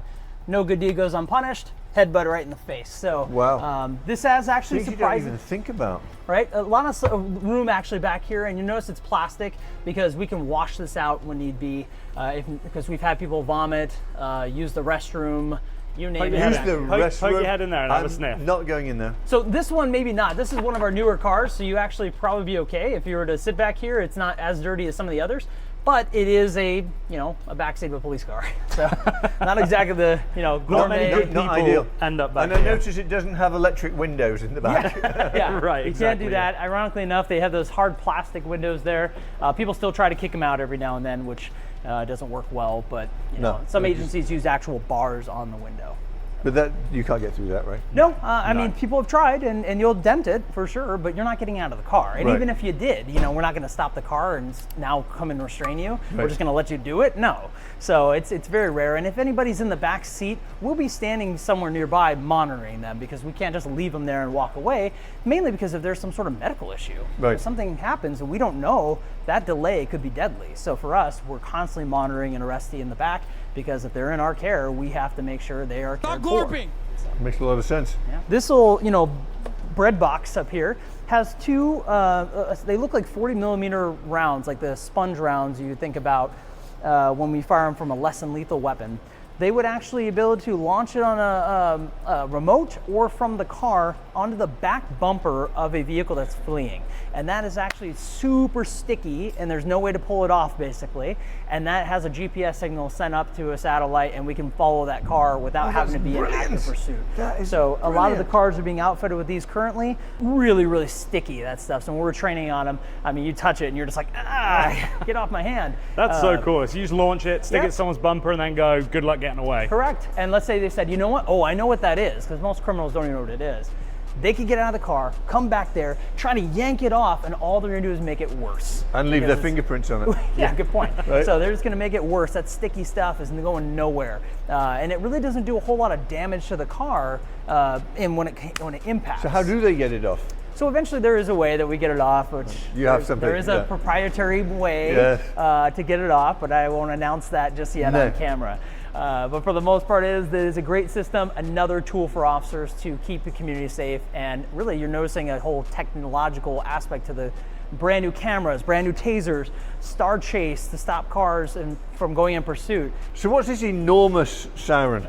So this is my boom box whenever I want to play music on the street. No, this is the LRAD. And That, by the way, is a long-range acoustic device that was first utilized in Iraq, which is exactly what I was talking about. Now it's like commonplace. It is a long-range acoustic device that is supposed to, disperse crowds, okay? He will probably present it as though it's just a simple PA, but a little bit more powerful or he'll use terms like, civil disturbances. The reality is a torture mechanism that originally was utilized in Iraq and is now being utilized domestically. the LRAD, forgive me, I forgot exactly what it stands for, but it's Dumbass. Long range acoustic device. You have it in your fucking car. How do you not know what it stands for?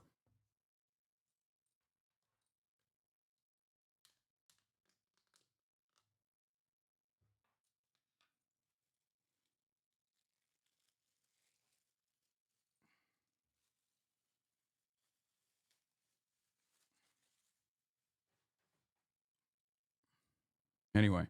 a glorified, very directive speaker. And so if we're in some civil unrest scenario and you have a group of people that you'd like to disperse, this can either just play a normal message and very loudly, or it can direct all of that sound to like a group of people standing there. I've actually, when I was in the military, I actually was behind one of these. It was a lot larger than this. And you're standing at least 100 yards away, and this thing sounds like you have a loud, incredibly loud, the loudest siren I've ever heard, kind of like we did the police car, right next to your ear. And you're 100 yards away from it, or more. And that is the directed power of this to kind of do that. So you have lots of options and modes. Do we use it on that? No, but you could, in theory. Where do you keep your SWAT vehicles? We should go see that, shouldn't we? Yeah. Yeah, we should. Let's go do it. That. Yeah. You have the actual like command hub. This has the officers' equipment, new uniforms, a lot of the bigger things. So where in theory you could just show up in your personal car, get to the scene where SWAT is, grab your equipment out of this, and be a full, ready-to-go SWAT officer in a moment's notice. So it's kind of like the Superman phone booth, you know, and voila. On the other side, we have what we call the Bearcat. The Bearcat is an armored vehicle, which will stop many rounds, obviously, going through this. Chop it. I know. It's harder than you can even imagine. Even when you knock on it, it hurts your knuckles, your knuckles. Inside, you have a very typical kind of thing that you saw with the other police car, just no computer. So there's no computer here. Oh, it's built on a Ford Super Duty platform. Yep. I've always wondered what these were underneath. Right.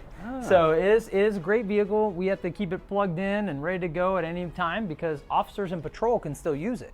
So we've had circumstances where it's a barricaded person in a vehicle, and we don't want the vehicle to go in pursuit. That's very dangerous. So we'll grab this, park it right in front of them, and they're not going anywhere. So it's like parking a house in front of them.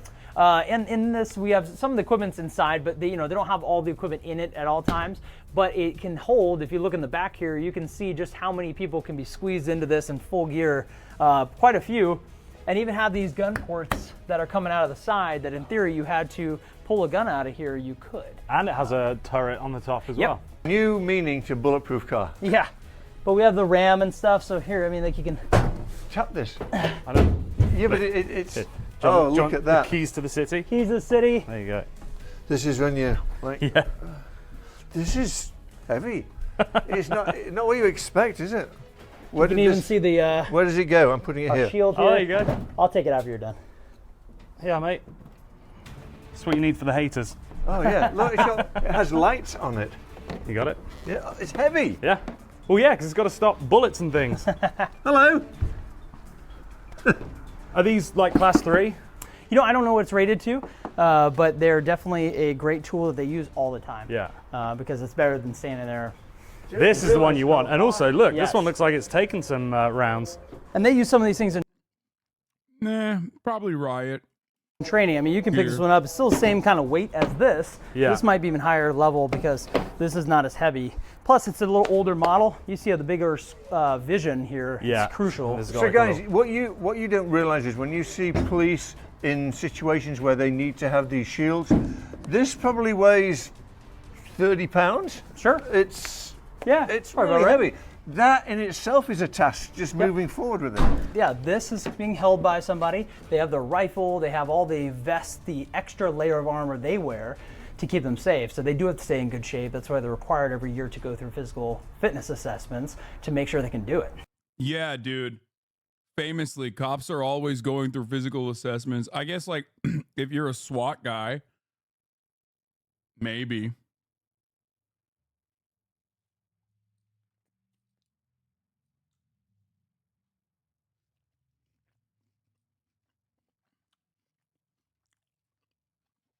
I wonder why the PR guy for the Beverly Hills Police Department is so jacked. Talking about fucking physical assessments. It's like, this is the only cop I've ever seen that's fit. Wow, it's not easy. Pick this one up. So this one is lighter than that one. Yeah. But it's heavy. Yeah. Hello. So that's our SWAT stuff. There's the Mobile Command Center is the only other big giant vehicle we have housed. Armory. Yeah, this is where they keep the larger munitions, whether that's tear gas or different weapons platforms that they don't have normally. We have a 50 caliber sniper rifle. So some of those rounds, which are not accessible to the public, obviously, they keep it in here because our average officer doesn't need those things either. So we also have our dispatch center here, 24/7, just like officers. And they have the same type of shifts that we do, and they will be in here nonstop, answering calls, and then also dispatching to any type of emergency and talking with the officers out there. So we can go inside and actually say hi to our dispatchers. Let's say hello. Hi, everybody. This is Michael. Hi. And so dispatch is kind of unique because there's a lot that goes on. You're gonna hear all sorts of bells and cameras and everything else going on. They're watching cameras, you'll see more of that later on. But you see, if you count how many monitors they have 7. I don't do good public math, so I did it in advance. But you have 7 monitors that they're looking at to deal with this. The multitasking that's needed for this job is through the roof. I can imagine. Is that why they're all ladies? You know what? Smart man. Oh, I'm sorry. Well, you must be the rare one. Yeah. You're the one that all the ladies want. Okay, both of you. So on this, all these systems are, and they have to learn all this. And you think about the training timeline for an officer, it takes a long time to train an officer to be ready to go out on their own. Dispatch has to do almost a year-long process, if not longer, to learn. They got to learn. It's so funny that dispatch is trained more than a cop.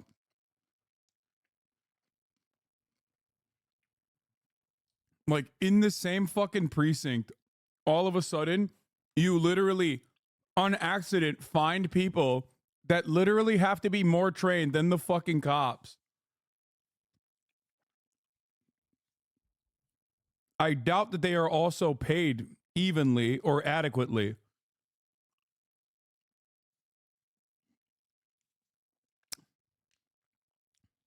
And also a harder job, by the way, than a cop.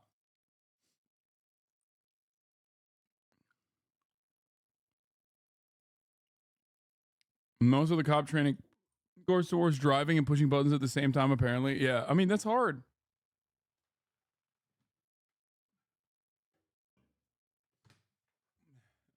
Here you go, dude. You didn't even need to fucking leave the fucking precinct. You didn't even need to leave the precinct to find a job that is more demanding, paid less, and a harder job overall than the other guys in the precinct. The fire department, how to rescue someone, give CPR instructions over a phone, assess someone's medical emergency. Then they can move on, let's say, to the police department side. Or the police department now, you gotta learn all of our codes, you gotta learn all the penal codes, so you have to know when someone calls and says, hey, this transient, this person experiencing homelessness is fighting with someone. He's a transient. And then remembered that he's on camera. And swapped it back to the person experiencing homelessness. They have to translate that to cop talk, transient 415, and give it to an officer. So someone else takes a phone call in here, and then while they are, here's another common misconception, you think, hey, well, you're still talking to me, get the officer here, get the officer here. When they're talking to you, they're already entering all this information to a call. A separate dispatcher, which like right now, Megan's on that side, is talking to the officers in the field. So now the officers are able to get this information and respond to that call. And as the person's getting more information, they can update them. Okay. So the other interesting thing is I just said all this stuff. I guarantee Megan heard all of it because the multitasking that they can do, they can. She does that anyway. Yeah, right, I'm sure. But for the most part, they're able to just literally, it blows my mind that they can hear, amazing. see, That's they can hear really... that conversation, talk on the radio, replay something back, and that skill is literally has to be trained because most people, when you're talking to someone, when you're driving a car, right? If you and I are driving a car together, and you're talking to me, do I prioritize talk radio and listen to that first before you? No, I talk to the person right here. Right. But in police work, you have to do it the other way around. You have to focus on the radio first, break that habit, and then on the individuals, because I can always ask you to repeat what you said. Right. I only get one shot at the radio sometimes. Very interesting. Very cool. But you can see if you want to sit down. How many cameras are there in Beverly Hills? So we'll talk about that when we get to the real-time watch there, but we have over 2,300 cameras in the city. And it's growing. and some are being increased in the abilities. So some are obviously lower quality cameras, and when they first started, and now they're getting upgraded to 4K and pan-tilt zoom, and you'll see some of those cameras, and you'll be like, wow, you can watch somebody like picking their nose, like in a car, from 40 feet away or more. You know, it's That's insane. crazy. Yeah. That's crazy. Wow, very interesting. But you can give your shot a shot at being a dispatcher. Let's do it. So, you know, you can have your phone here, a typical phone, as you imagine they have that, so you can rest it. Yeah, you can rest it right on your shoulder, so you can type with both hands. You could also wear like an actual a headset aspect to it too. And you see on the bottom there's actually a pedal. That's a pedal. And if you were to push that, that's actually what is able to broadcast over the radio, so you can just do it with your foot. So I can start talking and typing and pushing a pedal to broadcast to the officers in the field. Wow. So it is a very unique system, all these different buttons. She's on the fire department side, and something will come in, let's say from a different direction. If his shirt button pops, he's definitely going to draw the gun thinking he's under attack. Right there, set up, mid. I do the same with fucking 3 monitors, you know what I mean?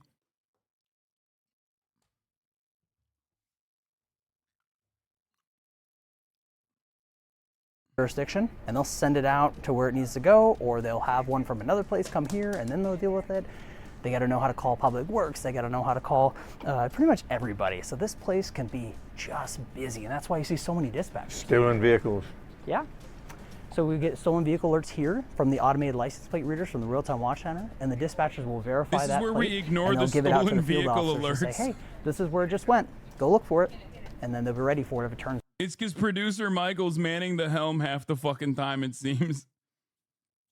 This is where the dispatcher hears about a stolen vehicle, and then we make the assessment on whether or not we want to do a high-speed pursuit, which is cool, and we will always do it, versus never get around to recovering the car.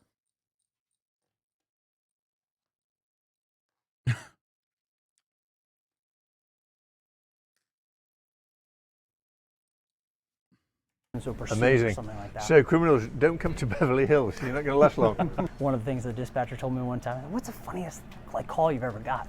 I'm like, wow, you know how we had an earthquake yesterday? I'm like, yeah. Right afterwards, someone called and asked me, when's the next one? So, you know, just they can get calls from that to the only thing they hear on the line is screaming. And you say, what's going on? They have to stay calm and try to get this information from somebody who's just screaming. And so at a certain point, you kind of think, wow, this is a tough job, because they're sitting here maybe relaxing, and all of a sudden screaming. So that emotional intelligence of just being able to stay calm as a cucumber is another factor in this job. It is a tough job. Yes. Dispatchers, EMTs, like, those people do actually have a tough job, for the record. They do. Do you think this cop is natty? Fuck no. There ain't no cop that's fit that's natty. Harder than streaming? Yes, dude. Of course, being a fucking police dispatcher is harder than streaming. What is this question? What is this gotcha?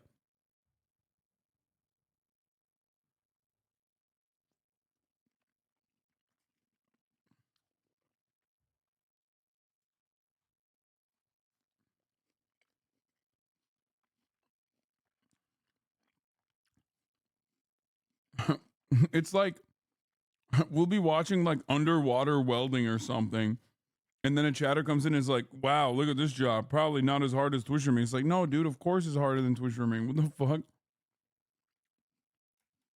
They have to turn off their human factors. Amazing. So, yeah. Amazing.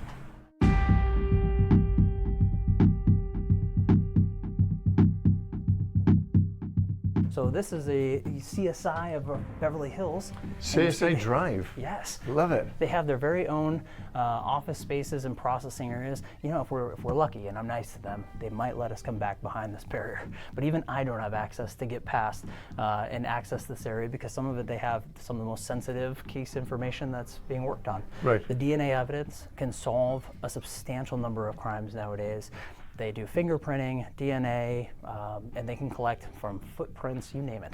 They have the ability. Blood splatter. Yeah, I've been watching too much Dexter. Yeah, you haven't. It's a great show, by the way. Yeah, great show. All the things that they do in here. He's like, this is where our rape kit backlog is.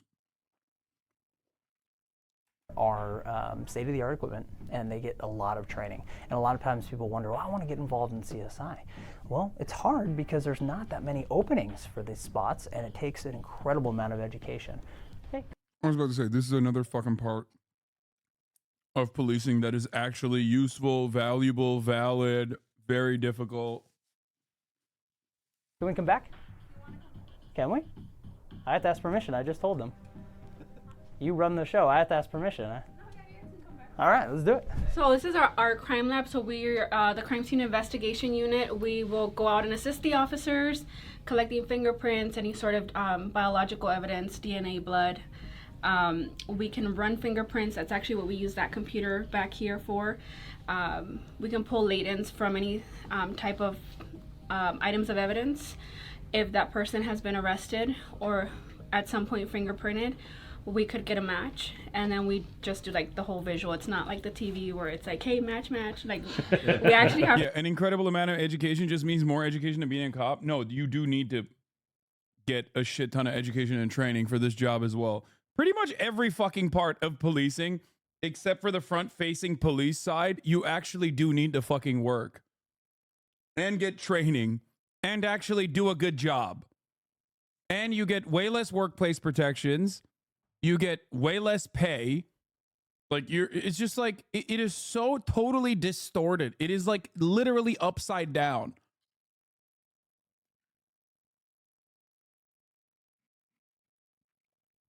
It's so fucked up.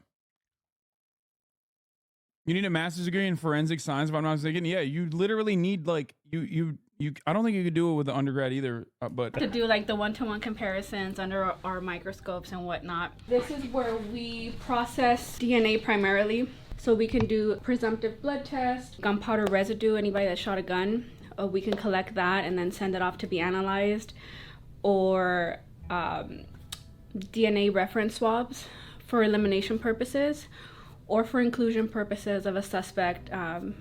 That way we can do just like one-to-one comparison. So we do all that here. We have our little Woody. If we have any sort of clothing that might have any sort of like bullet holes or knife marks for stabbings, we can dress him and kind of show up in what area of the body those could have been. Or if we just want to display like the clothes, maybe like something that a suspect's wearing, we can take a photo of it, and then a press release can be put out by our crime analysis unit. And then we have a bunch of like our fancy little machines. So this has light. We're able to use it like for indented writing or whatnot. One thing I've noticed, and perhaps you did as well, is that this fucking department looks barren. It looks so barren. Not a lot of busyness happening at Beverly Hills for a shit ton of the equipment that they have. There's something to consider. This system here helps us visualize any fingerprints, and we keep a lot of the supplies here for the officers. Tapes, envelopes. This reminds me of chemistry in school. Yeah. Yeah, so it's like an old school lab. We have these fume hoods that allow us to be able to do presumptive tests on drugs, and that's why the fume hood. Our evidence drying cabinet, victims' clothing are wet or they're wet with blood or biological fluids, we can dry them out so when they're packaged and examined, they don't mold up. Our shower just for emergency purposes. Doesn't it like spook you out sometimes dealing with some of this stuff? Oh yeah, sometimes. When you bring up shower for emergency purposes. Yeah. They were prepared also a lab has clean regs. No, I know. I'm saying that like it's not even just a lab. It's every aspect of the precinct. There's not a lot of like hustle and bustle happening. It's Beverly Hills, chat. That's why there's not a lot of like craziness going on in Beverly fucking Hills. That was my point.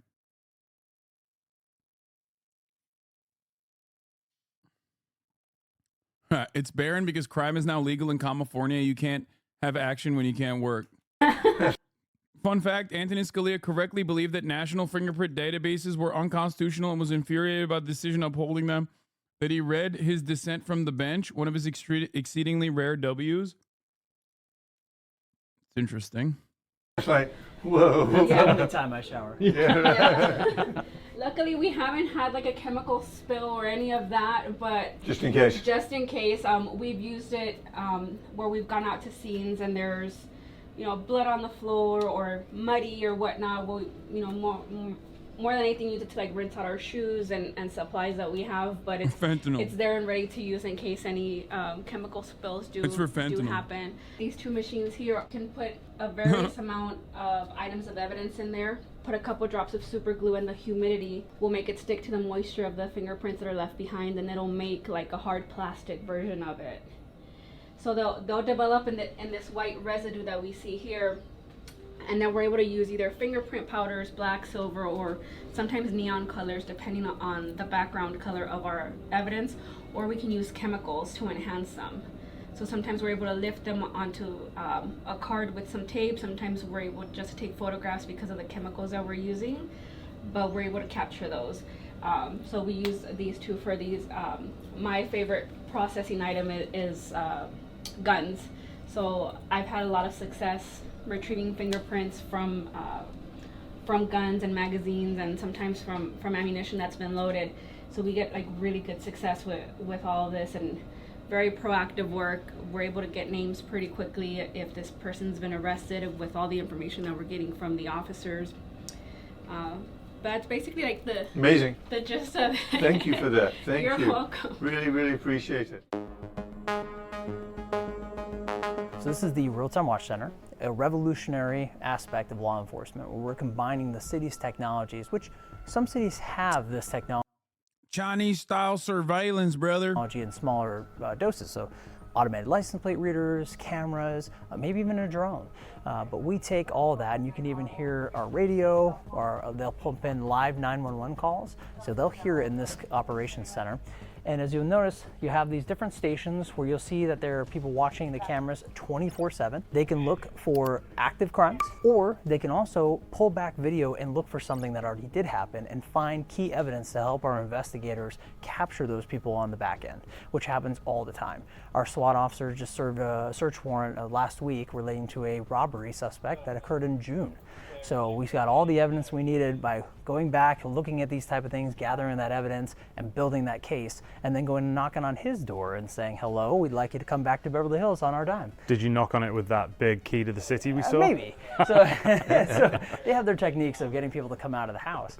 And you said there's 2,300 cameras? Yeah, and they're growing. So we have more cameras on the way, more upgrades planned, and the city continuously puts money into that aspect because it works. Is that a drone I'm seeing? Correct. So if you'll see over here, our drone operator today, Officer Givens, he's normally a motor officer who's out there writing tickets and doing things we saw in the motor bay, but he can come in here and work this as a shift. And the reason it needs to be an officer is because he has to recognize these streets from the air. He needs to know our radios. He needs to know our terminology, our lingo, and how our systems work to help officers get guided in to a suspect potentially. Damn, bro, he's looking at my house. Yo, chill. That's committing a crime. So he is. Hence why not very many people get away with crimes. He's about to drone my house, bro. Beverly Hills. Correct. So he's communicating with someone who is on top of a roof, like we had talked about, where they launched this drone. So they'll launch the drone, and then from there he can fly around, and what he's watching is a property where there's a burglary alarm. And so he's probably first on scene. There's probably no officers there yet at all. And he's able to watch the property, zoom into the backyard, as you can see here, and look and see if there's anybody trying to run away when an officer shows up. So that's the officer actually searching the property. And so what ends up happening is he's going to check the property around to look for any open doors, windows, something that is a sign. Because the alarm went off. Correct. And so if they do see those signs, obviously they'll ask for additional resources. They might search the entire house looking for a suspect.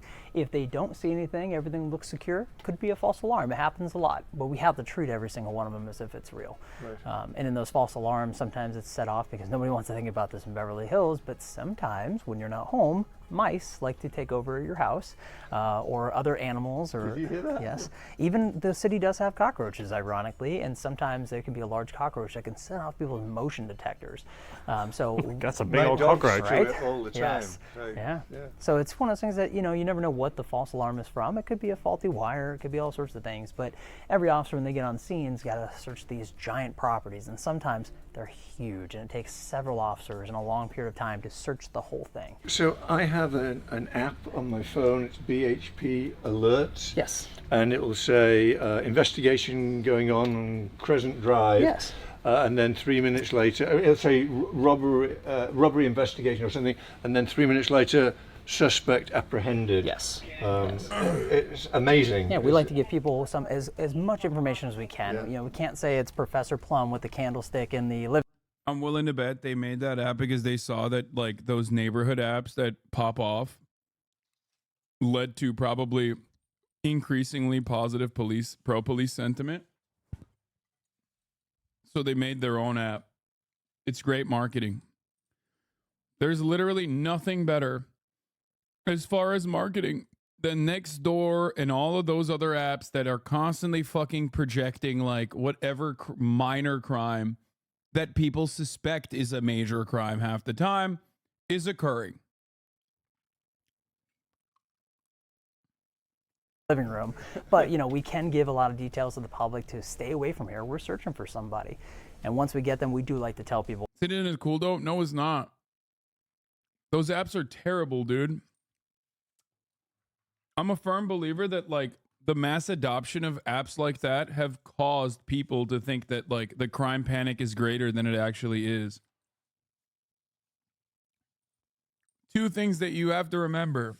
One, crime is a constant in a city, okay? You don't need to have that blasted in your fucking face nonstop. It's a constant. It's happening all the time, all around us, okay? It's happening literally wherever you are. There's definitely crime happening, possibly very close to you. Okay? The issue is, however, when you have apps like Nextdoor and all those like weird apps, it's blasting it to your face all the time, and it's also used by the most neurotic individuals who are not going to accurately report it anyway. So it creates a sense, even if you are living in a city, it creates the sense that like there is so much more crime occurring than you actually think. So even if it was like adequately reporting all the crimes that are happening, it would still make your brain go crazy. It would make you paranoid.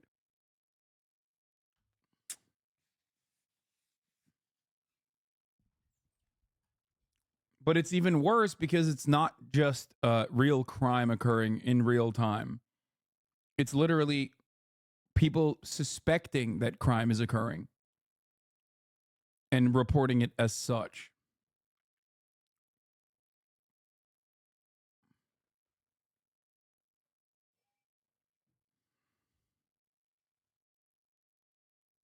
Boy, we have all of them in custody. No need to worry. Amazing, amazing.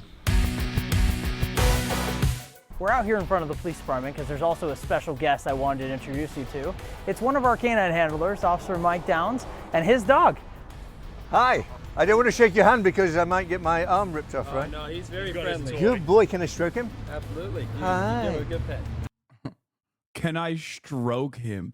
Jesus Christ, dude. British people are crazy.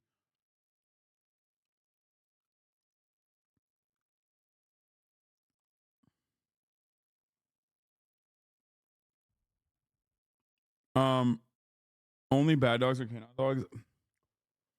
It's so sad that this is one of the cutest aspects, and it's literally one of the most unconstitutional, worst aspects of policing. What are you doing? As soon as the dog comes on screen, Kaya starts going crazy underneath me. Because like it is one of the least constitutional aspects of policing is that the canine units in general are specifically there to unlawfully search your car and oftentimes seize your shit. That's it.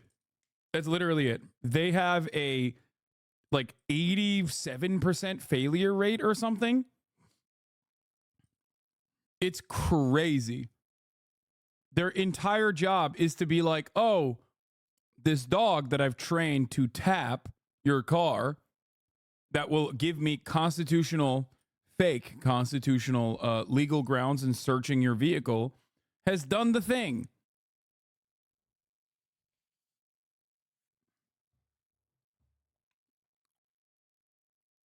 Yeah, it is their that dog that he's petting, this beautiful Belgian Malinois that he's petting, is a Fourth Amendment loophole. That's all this is. Hi. Good boy. What's his name? Darko. Darko. Can I say hi? Absolutely. How you doing? Oh, he's sweet. How old is he? He is 6 years old. Oh, bless Just him. turned 6 last month. Adam and I are both huge dog lovers. Yeah.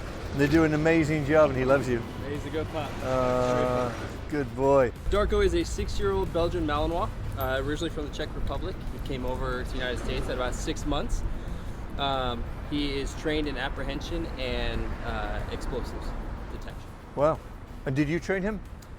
So we typically will get them trained, but we train with them pretty much weekly, if not daily, to make sure that they stay up on all the skill sets that we need them for. And this is his... Yeah, you can't not... if you're a canine unit, you have to train your dog. There's no... That's just how dogs are. You have to consistently keep training it. Even if you didn't do the initial training, you still have to Toy, keep training. right? Yes. And he'll do anything for his toy. Within reason, yes.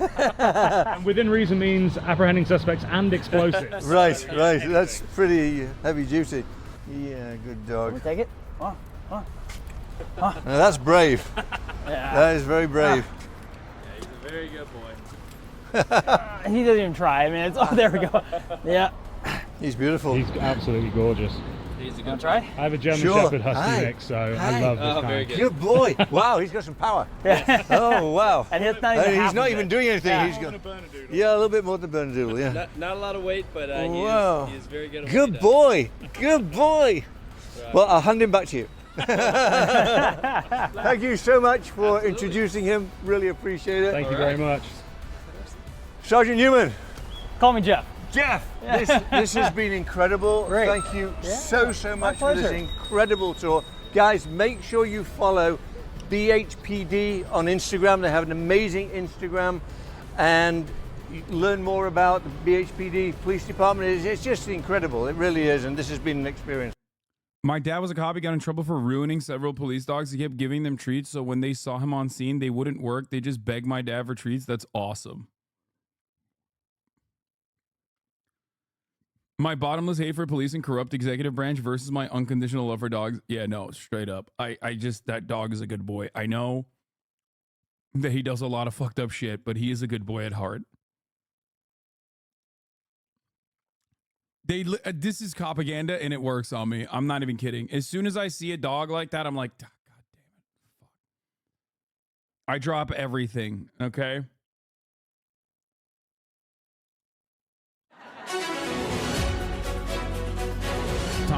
It's time for SNL. It's time for libaganda. We did copaganda and now we're doing libaganda. Take a gander at SNL. No, I'm not going to do the other prison video today. The El Salvador one, it seems very interesting. Oh, this one, most luxurious prisons around the world. Yeah, I'm not going to watch that today. I'll watch these two, the most luxurious prisons around the world, and the other, this one, life as a prisoner in the world's most strict jail, El Salvador CCOT. I will do that.